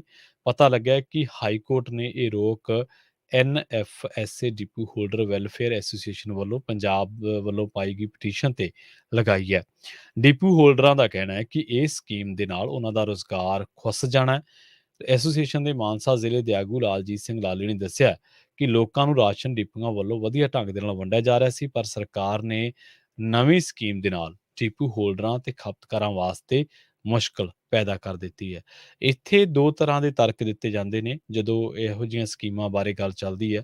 ਪਹਿਲੀ ਗੱਲ ਤਾਂ ਇਹ ਹੈ ਕਿ ਲੋਕ ਜਿਹੜੇ ਆ ਉਹ ਇਸ ਗੱਲ ਤੋਂ ਸਰਕਾਰ ਦੇ ਜਿਹੜਾ ਇਹ ਕਦਮ ਸੀਗਾ ਉਹਦੀ ਸ਼ਲਾਘਾ ਕਰ ਰਹੇ ਸੀਗੇ ਕਿ ਘੱਟੋ ਘੱਟ ਜਿਹੜੇ ਚੋਰੀ ਛਿਪੇ ਵੱਡੀਆਂ-ਵੱਡੀਆਂ ਗੱਡੀਆਂ ਦੇ ਵਿੱਚ ਲੱਦ ਕੇ ਕਣਕ ਦੇ ਗੱਟੇ ਲੈ ਜਾਂਦੇ ਆ, ਆਟੇ ਦੇ ਥੈਲੇ ਲੈ ਜਾਂਦੇ ਆ, ਉਹਨਾਂ ਦਾ ਪਤਾ ਤਾਂ ਲੱਗੂਗਾ ਨਾ ਕਿਹਦੇ-ਕਿਹਦੇ ਕਾਰਡ ਬਣੇ ਆ। ਕਿਉਂਕਿ ਸਾਡੇ ਉੱਥੇ ਇਹ ਗੱਲ ਸੱਚੀ ਹੈ ਤੇ ਥੋੜ੍ਹੀ ਜਿਹੀ ਕੌੜੀ ਵੀ ਲੱਗਣੀ ਹੈ। ਜ਼ਮੀਨਾਂ, ਜਾਇਦਾਦਾਂ ਵਾਲੇ ਬਥੇਰੇ ਬੰਦੇ ਇਹੋ ਜਿਹੇ ਜਿਨ੍ਹਾਂ ਦੇ ਘਰੇ 2-2 ਟਰੈਕਟਰ ਹੈ, 1 ਜੀਪ ਮੁੰਡੇ ਕੋਲੇ ਅੱਡ ਹੈ। ਬੰਦੇ ਨੇ ਆਪਦੇ ਵਾਸਤੇ ਸਕਾਰਪੀਓ ਰੱਖੀ ਹੈ, 2 ਸੀਰੀ ਰੱਖੇ ਆ, ਪਸ਼ੂਆਂ ਵਾਸਤੇ ਅੱਡ ਹੈ, ਖੇਤ ਵਾਸਤੇ ਅੱਡ ਹੈ, ਸਬਜ਼ੀ ਬੀਜਣ ਵਾਸਤੇ ਅੱਡ ਹੈ, ਹਰ ਤਰ੍ਹਾਂ ਦਾ ਸੰਦਾ ਹੈ। 2-3 ਕਨਾਲਾਂ 'ਚ ਕੋਠੀ ਵੀ ਹੁੰਦੀ ਹੈ ਚੰਗੀ, 4 ਬੰਦੇ ਵੀ ਤੜਕੇ ਹੱਥ ਨੇ ਉੱਠਦੇ ਬਹਿੰਦੇ ਆ, ਚਾਹ ਪਾਣੀ ਪੀਂਦੇ ਆ। ਪਰ ਘਰੇ ਜਿਹੜਾ ਰਾਸ਼ਨ ਆਉਂਦਾ ਹੈ, ਉਹ ਰਾਸ਼ਨ ਵੀ ਸਰਕਾਰੀ ਆਉਂਦਾ ਹੈ। ਆਹ ਜਿਹੜਾ ਆਟਾ ਵੰਡਿਆ ਜਾਂਦਾ ਸਰਕਾਰ ਵੱਲੋਂ, ਦਾਲ ਵੰਡੀ ਜਾਂਦੀ ਹੈ ਜਾਂ ਕਣਕ, ਤੇ ਦੂਜੇ ਪਾਸੇ ਚੋਰੀਓਂ-ਚਕੋਰੀਓਂ ਸਰਕਾਰ ਦੀਆਂ ਹੋਰ ਸਕੀਮਾਂ ਦਾ ਵੀ ਲਾਹਾ ਜਿਹੜਾ ਉਹ ਲਿਆ ਜਾਂਦਾ ਹੈ। ਬਿਜਲੀ ਦਾ ਮੀਟਰ ਵੀ ਸੀਰੀ ਦੇ ਨਾਂ ਤੇ ਕਿਉਂਕਿ ਯੂਨਿਟਾਂ ਫ੍ਰੀ ਹੁੰਦੀਆਂ ਸੀ, ਹੁਣ ਤਾਂ ਖੈਰ ਸਰਕਾਰ ਨੇ ਸਾਰਿਆਂ ਨੂੰ ਹੀ ਕਰਤੀਆਂ। ਤੇ ਨਾਲੋਂ ਨਾਲ ਕਈ ਘਰ ਤਾਂ ਐਸੇ ਹੈ ਜਿਨ੍ਹਾਂ ਨੇ ਆਪਦੇ ਇਸ ਕਾਮਿਆਂ ਦੇ ਇੱਥੋਂ ਤੱਕ ਕਿ ਕਈ ਆਪਦੇ ਘਰ ਦੇ ਬਜ਼ੁਰਗਾਂ ਦੇ ਮਨਰੇਗਾ ਕਾਰਡ ਵੀ ਬਣਾਏ ਹੋਏ ਆ। ਮਨਰੇਗਾ ਕਾਰਡ ਦਾ ਮਤਲਬ ਕਿ 100 ਦਿਨਾਂ ਦਾ ਰੁਜ਼ਗਾਰ, 400 ਰੁਪਈਆ ਦਿਹਾੜੀ, 40,000 ਰੁਪਈਆ ਤੁਹਾਡਾ ਸਾਲ ਦੇ ਵਿੱਚ ਤੁਹਾਡੇ ਖਾਤੇ ਦੇ ਵਿੱਚ ਸਰਕਾਰ ਨੇ ਪਾ ਦੇਣਾ ਹੈ। ਮਨਰੇਗਾ ਦੇ ਵਿੱਚ ਬਹੁਤ ਵੱਡੇ ਪੱਧਰ ਤੇ ਇਸ ਵੇਲੇ ਘੁਟਾਲਾ ਹੋ ਰਿਹਾ। ਸਰਕਾਰ ਨੂੰ, ਕੇਂਦਰ ਸਰਕਾਰ ਨੂੰ ਚਾਹੀਦਾ ਕਿ ਇੱਕ ਅੱਧੀ ਈਡੀ ਤੇ ਇੱਕ ਅੱਧੀ ਆਈਟੀ ਵਰਗੀ ਰੇਡ ਇੱਧਰ ਵੀ ਮਾਰਨੀ ਚਾਹੀਦੀ ਹੈ। ਪਰ ਸਰਕਾਰ ਹੁਣ ਸਰਕਾਰੀ ਸਕੀਮਾਂ ਦੀ ਘੋਖ ਨਹੀਂ ਕਰਦੀ, ਲੀਡਰਾਂ ਪਿੱਛੇ ਪਈ ਰਹਿੰਦੀ ਹੈ। ਚਲੋ ਖੈਰ, ਉਹ ਵੀ ਉਹਨਾਂ ਦੇ ਵਿੱਚ ਵੀ ਕੋਈ ਨਾ ਕੋਈ ਤਾਂ ਕਾਣ ਹੋਊਗੀ ਜਿਹੜੀਆਂ ਏਜੰਸੀਆਂ ਮਗਰ ਲੱਗੀਆਂ। ਤੇ ਦੂਜਾ ਜਿਹੜਾ ਤਰਕ ਸੀਗਾ, ਉਹ ਇਹ ਸੀਗਾ ਵੀ ਇਸ ਸਕੀਮ ਦੇ ਨਾਲ ਸਰਕਾਰ ਨੂੰ 2-300 ਕਰੋੜ ਰੁਪਈਆ ਵਾਧੂ ਖਰਚਣਾ ਪੈਣਾ ਹੈ। ਕਿਉਂਕਿ ਪਹਿਲਾਂ ਕਣਕ ਲੈ ਕੇ ਜਾਂਦੇ ਨੇ ਲੋਕ, ਉਸ ਤੋਂ ਬਾਅਦ ਸਰਕਾਰ ਨੇ ਆਟਾ ਉਹਦਾ ਤਿਆਰ ਕਰਵਾਉਣਾ ਸੀ ਤੇ ਫਿਰ ਉਹਦੇ ਵਿੱਚ ਵੀ ਸਰਕਾਰ ਦਾ ਖਰਚਾ ਆਉਣਾ ਸੀ, ਫਿਰ ਵੰਡਣ ਦੇ ਵਿੱਚ ਵੀ ਆਉਣਾ ਸੀ। ਸੋ ਸਰਕਾਰ ਨੂੰ ਇਹ ਚੀਜ਼ ਇਸ ਤਰ੍ਹਾਂ ਮਹਿੰਗੀ ਪੈਣੀ ਸੀ। ਪਰ ਜੇਕਰ ਸਰਕਾਰ ਚਾਹਵੇ ਤਾਂ ਜਿਹੜਾ ਪਹਿਲਾ ਤਰਕ ਹੈ, ਉਹਦਾ ਹੱਲ ਕੱਢਿਆ ਜਾ ਸਕਦਾ ਹੈ।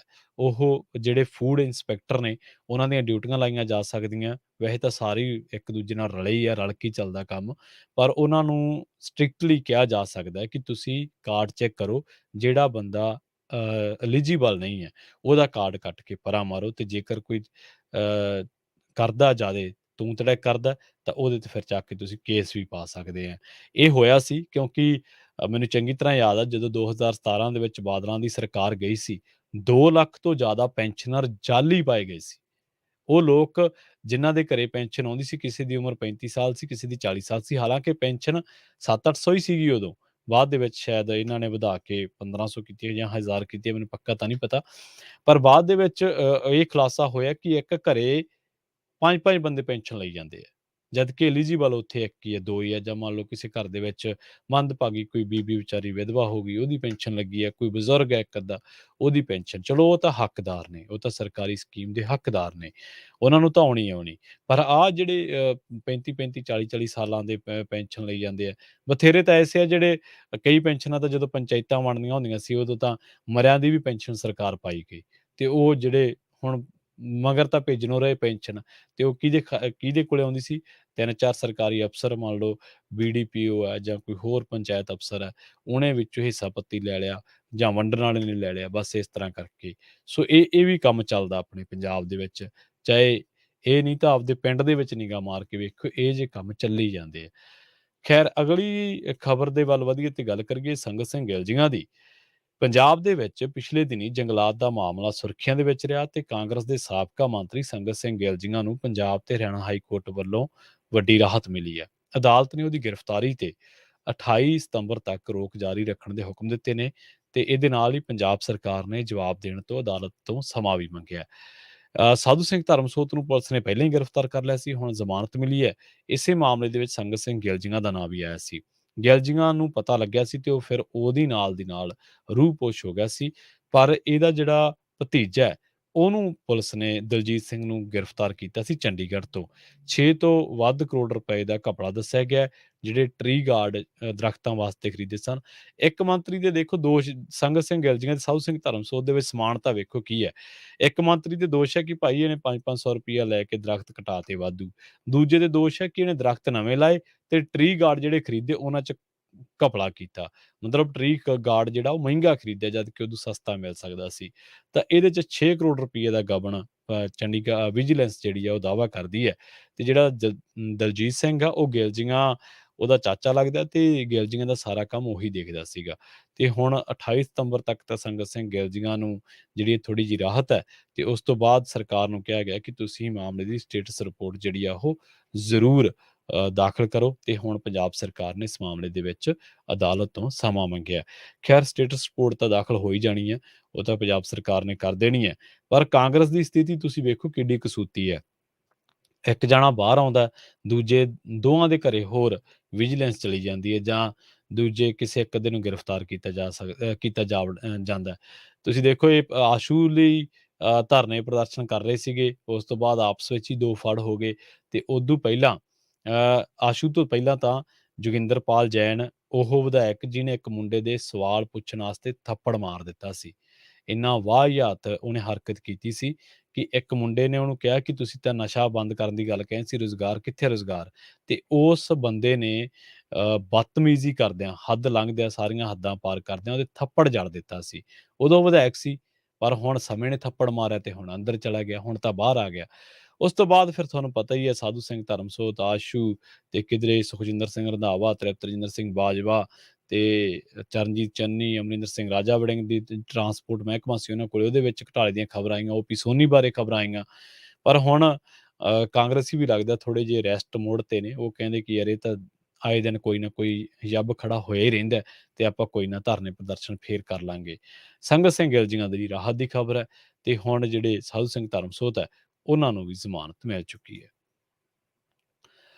ਮੱਧ ਪ੍ਰਦੇਸ਼ ਦੀ ਰਾਜਧਾਨੀ ਭੋਪਾਲ ਦੇ ਵਿੱਚ 3.5 ਸਾਲ ਦੀ ਨਰਸਰੀ ਦੀ ਵਿਦਿਆਰਥਣ ਦੇ ਨਾਲ ਉਹਦੇ ਸਕੂਲ ਦੇ ਬੱਸ ਡਰਾਈਵਰ ਨੇ ਬੱਸ ਦੇ ਅੰਦਰ ਹੀ ਕਥਿਤ ਤੌਰ ਤੇ ਬਲਾਤਕਾਰ ਕਰਨ ਦੇ ਇਲਜ਼ਾਮ ਲੱਗੇ ਨੇ। ਪੁਲਿਸ ਨੇ ਬੱਸ ਡਰਾਈਵਰ ਅਤੇ ਔਰਤ ਅਟੈਂਡੈਂਟ ਨੂੰ ਗ੍ਰਿਫਤਾਰ ਕਰ ਲਿਆ, ਜੋ ਬੱਚੇ ਦੇ ਮਾਤਾ-ਪਿਤਾ ਦੇ ਮੁਤਾਬਕ ਗੱਡੀ ਦੇ ਅੰਦਰ ਮੌਜੂਦ ਸਨ। ਇਹ ਪੁੱਛੇ ਜਾਣ ਤੇ ਕਿ ਸਕੂਲ ਪ੍ਰਬੰਧਨ ਨੇ ਇਸ ਮਾਮਲੇ ਤੇ ਪਰਦਾ ਪਾਉਣ ਦੀ ਕੋਸ਼ਿਸ਼ ਕੀਤੀ ਹੈ, ਤਾਂ ਮੱਧ ਪ੍ਰਦੇਸ਼ ਦੇ ਗ੍ਰਹਿ ਮੰਤਰੀ ਨਰੋਤਮ ਮਿਸ਼ਰਾ ਨੇ ਕਿਹਾ ਹੈ ਕਿ ਸਕੂਲ ਪ੍ਰਸ਼ਾਸਨ ਦੀ ਕੀ ਭੂਮਿਕਾ ਰਹੀ ਹੈ ਉਹਦੀ ਜਾਂਚ ਕਰਾਂਗੇ ਤੇ ਉਹਦੇ ਮੁਤਾਬਕ ਕਾਰਵਾਈ ਕਰਾਂਗੇ। ਇਸ ਮਾਮਲੇ ਸੰਬੰਧੀ ਸਕੂਲ ਪ੍ਰਿੰਸੀਪਲ ਦੇ ਨਾਲ ਜਿਹੜਾ ਉਹਨੇ ਮੀਡੀਆ ਦੇ ਨਾਲ ਗੱਲਬਾਤ ਨਹੀਂ ਕੀਤੀ ਤੇ ਇਹ ਘਟਨਾ ਉਦੋਂ ਵਾਪਰੀ ਹੈ ਜਦੋਂ ਸ਼ਹਿਰ ਦੇ ਪ੍ਰਮੁੱਖ ਪ੍ਰਾਈਵੇਟ ਸਕੂਲ ਦੇ ਵਿੱਚ ਪੜ੍ਹਦੀ ਬੱਚੀ ਬੱਸ ਦੇ ਵਿੱਚ ਸਵਾਰ ਹੋ ਕੇ ਘਰ ਨੂੰ ਪਰਤ ਰਹੀ ਸੀ, ਜਦੋਂ ਇਸ ਵਾਰਦਾਤ ਨੂੰ ਘਿਨਾਉਣੀ ਹਰਕਤ ਨੂੰ ਅੰਜਾਮ ਦਿੱਤਾ ਗਿਆ। ਆਪਾਂ ਪਹਿਲਾਂ ਵੀ ਮਾਛੀਵਾੜਾ ਸਕੂਲ ਦੀ ਘਟਨਾ ਜਿਹੜੀ ਆ ਉਹ ਸਾਂਝੀ ਕਰਕੇ ਹਟੇ ਹਾਂ, ਦਰਦਨਾਕ ਔਰ ਬੜੀ ਅਧਿਆਪਕ ਨੇ ਜਿਹੜਾ ਸ਼ਰਮਨਾਕ ਹਰਕਤ ਕੀਤੀ ਤੇ ਹੁਣ ਇੱਥੇ ਸਕੂਲ ਬੱਸ ਦੇ ਵਿੱਚ ਇਸ ਬੱਚੀ ਦੇ ਨਾਲ ਇਹ ਜਿਹੜਾ ਸਾਰਾ ਕੁਛ ਕੀਤਾ ਗਿਆ। ਸੋ ਬੱਚੀਆਂ ਕਿਤੇ ਵੀ ਸੁਰੱਖਿਅਤ ਨਹੀਂ। ਉਂਝ ਅਸੀਂ ਭਾਰਤ ਵਿੱਚ ਕਿਹਾ ਜਾਂਦਾ ਕਿ ਬੱਚੀਆਂ ਦੇਵੀ ਦਾ ਰੂਪ ਨੇ, ਕੰਜਕਾਂ ਖੁਆਈਆਂ ਜਾਂਦੀਆਂ ਨੇ, ਪਰ ਸਮਾਜ ਜਿਹੜਾ ਉਹ ਕਹਿਣ ਨੂੰ ਕੁਛ ਹੋਰ ਹੈ ਤੇ ਜਿਹੜਾ ਅਸਲੀ ਜਾਮਾ ਉਹਦਾ ਅਸਲੀ ਚਿਹਰਾ ਉਹ ਬੜਾ ਕਰੂਪ ਹੈ, ਬੜਾ ਭੱਦਾ ਹੈ, ਬੜਾ ਜ਼ਾਲਮਾਨਾ ਹੈ। ਬੱਚੀਆਂ ਸਾਡੀਆਂ ਕਿਤੇ ਵੀ ਸੁਰੱਖਿਅਤ ਨਹੀਂ। ਅਗਲੀ ਖਬਰ ਦੇ ਵੱਲ ਵਧੀਏ ਤੇ ਜਾਂਦੇ-ਜਾਂਦੇ ਗੱਲ ਕਰੀਏ ਕੋਹਿਨੂਰ ਹੀਰੇ ਦੀ। ਉੜੀਸਾ ਦੇ ਵਿੱਚ ਸਮਾਜਿਕ ਸੱਭਿਆਚਾਰਕ ਜਥੇਬੰਦੀ ਹੈ ਤੇ ਉਹਨੇ ਦਾਅਵਾ ਕੀਤਾ ਹੈ ਕਿ ਜਿਹੜਾ ਕੋਹਿਨੂਰ ਹੀਰਾ ਹੈ, ਇਹ ਭਗਵਾਨ ਜਗਨਨਾਥ ਹੈ। ਜਥੇਬੰਦੀ ਨੇ ਬਰਤਾਨੀਆ ਤੋਂ ਇਸ ਨੂੰ ਇਤਿਹਾਸਕ ਪੁਰੀ ਮੰਦਰ ਦੇ ਲਈ ਵਾਪਸ ਲਿਆਉਣ ਦੇ ਲਈ ਰਾਸ਼ਟਰਪਤੀ ਦ੍ਰੋਪਦੀ ਮੁਰਮੂ ਦੇ ਦਖਲ ਦੀ ਮੰਗ ਕੀਤੀ ਹੈ। ਐਲਿਜ਼ਾਬੈਥ ਦੀ ਮੌਤ ਹੋਈ ਆਪਾਂ ਨੂੰ ਪਤਾ ਹੀ ਹੈ ਤੇ ਉਸ ਦਾ ਪੁੱਤਰ ਹੁਣ ਪ੍ਰਿੰਸ ਚਾਰਲਸ ਉੱਥੋਂ ਦਾ ਰਾਜਾ ਬਣ ਗਿਆ ਤੇ ਨਿਯਮ ਹੈ ਜਿਹੜਾ ਰੂਲ ਹੈ ਜਿਹੜਾ 105 ਕੈਰਟ ਦਾ ਹੀਰਾ ਉਸ ਦੀ ਪਤਨੀ ਕੈਮਲਾ ਦੇ ਕੋਲੇ ਜਾਣਾ ਹੈ। ਸੋ ਹੁਣ ਮੰਗ ਕੀਤੀ ਗਈ ਹੈ ਕਿ 12ਵੀਂ ਸਦੀ ਦੇ ਮੰਦਰ ਦੇ ਵਿੱਚ ਵਾਪਸ ਲਿਆਉਣ ਦੀ ਪ੍ਰਕਿਰਿਆ ਨੂੰ ਅੱਗੇ ਵਧਾਉਣ ਦੇ ਲਈ ਦਖਲ ਜਿਹੜਾ ਉਹ ਦੇਣਾ ਚਾਹੀਦਾ ਹੈ ਤੇ ਇਹ ਦਾਅਵਾ ਕੀਤਾ ਗਿਆ ਹੈ ਕਿਉਂਕਿ ਮਹਾਰਾਜਾ ਰਣਜੀਤ ਸਿੰਘ ਨੇ ਆਪਣੀ ਇੱਛਾ ਦੇ ਮੁਤਾਬਕ ਕਹਿੰਦੇ ਇਸ ਨੂੰ ਭਗਵਾਨ ਜਗਨਨਾਥ ਮੰਦਰ ਨੂੰ ਦਾਨ ਕੀਤਾ ਸੀਗਾ ਤੇ ਨਾਦਰ ਸ਼ਾਹ ਦੇ ਵਿਰੁੱਧ ਲੜਾਈ ਜਿੱਤਣ ਤੋਂ ਬਾਅਦ ਇਹ ਹੀਰਾ ਭਗਵਾਨ ਜਗਨਨਾਥ ਨੂੰ ਦਾਨ ਕੀਤਾ ਸੀਗਾ। ਇਤਿਹਾਸਕਾਰ ਤੇ ਖੋਜਕਾਰ ਅਨਿਲ ਧੀਰ ਦੱਸਦੇ ਆ ਕਿ ਹੀਰਾ ਤੁਰੰਤ ਮੰਦਰ ਨੂੰ ਨਹੀਂ ਸੌਂਪਿਆ ਗਿਆ ਸੀ ਤੇ ਮਹਾਰਾਜਾ ਦੇ ਰਣਜੀਤ ਸਿੰਘ ਦੀ 1839 ਦੇ ਵਿੱਚ ਮੌਤ ਹੋ ਗਈ ਤੇ ਅੰਗਰੇਜ਼ਾਂ ਨੇ 10 ਸਾਲਾਂ ਬਾਅਦ ਉਸ ਦੇ ਪੁੱਤਰ ਦਲੀਪ ਸਿੰਘ ਤੋਂ ਕੋਹਿਨੂਰ ਹੀਰਾ ਖੋਹ ਲਿਆ ਸੀ, ਭਾਵੇਂ ਕਿ ਉਹਨਾਂ ਨੂੰ ਪਤਾ ਸੀ ਕਿ ਇਹ ਦਾਨ ਦੇ ਵਿੱਚ ਦਿੱਤਾ ਗਿਆ। ਕਈ ਤਰ੍ਹਾਂ ਦੇ ਜਿਹੜੇ ਤੱਥ ਅਤੇ ਹਵਾਲੇ ਆ ਉਹ ਦਿੱਤੇ ਜਾ ਰਹੇ ਨੇ ਇਸ ਮਸਲੇ ਦੇ ਵਿੱਚ ਕਿ ਇਹ ਜਿਹੜਾ ਜਗਨਨਾਥ ਮੰਦਰ ਵਾਲੀ ਗੱਲ ਹੈ ਬਿਲਕੁਲ ਗਲਤ ਹੈ ਜਾਂ ਇਹ ਦਾਅਵਾ ਫੋਕਾ ਹੈ। ਮਹਾਰਾਜਾ ਨੇ ਇਹ ਗੱਲ ਕਦੇ ਵੀ ਨਹੀਂ ਕੀਤੀ ਸੀ। ਰਣਜੀਤ ਸਿੰਘ ਦੇ ਰਾਜ ਦੇ ਵਿੱਚ ਜੋ ਇਤਿਹਾਸਕਾਰ ਰਿਕਾਰਡ ਖੰਗਾਲਦੇ ਨੇ ਜਾਂ ਇਹਨਾਂ ਖਬਰਾਂ ਤੇ ਇਹਨਾਂ ਤੱਥਾਂ ਤੇ ਉਹ ਗੌਰ ਕਰਦੇ ਰਹਿੰਦੇ ਨੇ ਸਮੇਂ-ਸਮੇਂ ਤੇ ਇਤਿਹਾਸਿਕ ਤੱਥਾਂ ਤੇ। ਪਰ ਹੁਣ ਜਿਹੜਾ ਇਹ ਦਾਅਵਾ ਇਹ ਰਾਸ਼ਟਰਪਤੀ ਦਾ ਦਖਲ ਦੀ ਮੰਗ ਕੀਤੀ ਗਈ ਹੈ। ਦੇਖੋ ਅੱਗੇ ਕੀ ਬਣਦਾ, ਪਰ ਪਹਿਲਾਂ ਵੀ ਇਸ ਤਰ੍ਹਾਂ ਦੀਆਂ ਆਪਾਂ ਖਬਰਾਂ ਸਾਂਝੀਆਂ ਕਰਦੇ ਰਹੇ ਹਾਂ। ਜਾਂਦਿਆਂ ਦੇ ਰੁਖ ਕਰਦੇ ਹਾਂ ਪੱਛਮੀ ਬੰਗਾਲ ਦਾ, ਜਿੱਥੇ ਭਾਜਪਾ ਕਾਰਕੁਨਾਂ ਵੱਲੋਂ ਤ੍ਰਿਣਮੂਲ ਕਾਂਗਰਸ ਸਰਕਾਰ ਦੇ ਖਿਲਾਫ ਸਕੱਤਰਤ ਵੱਲ ਕੀਤੇ ਜਾ ਰਹੇ ਰੋਸ ਮਾਰਚ ਦੇ ਦੌਰਾਨ ਪਾਰਟੀ ਵਰਕਰਾਂ ਤੇ ਪੁਲਿਸ ਦੇ ਵਿਚਾਲੇ ਝੜਪਾਂ ਹੋ ਗਈਆਂ।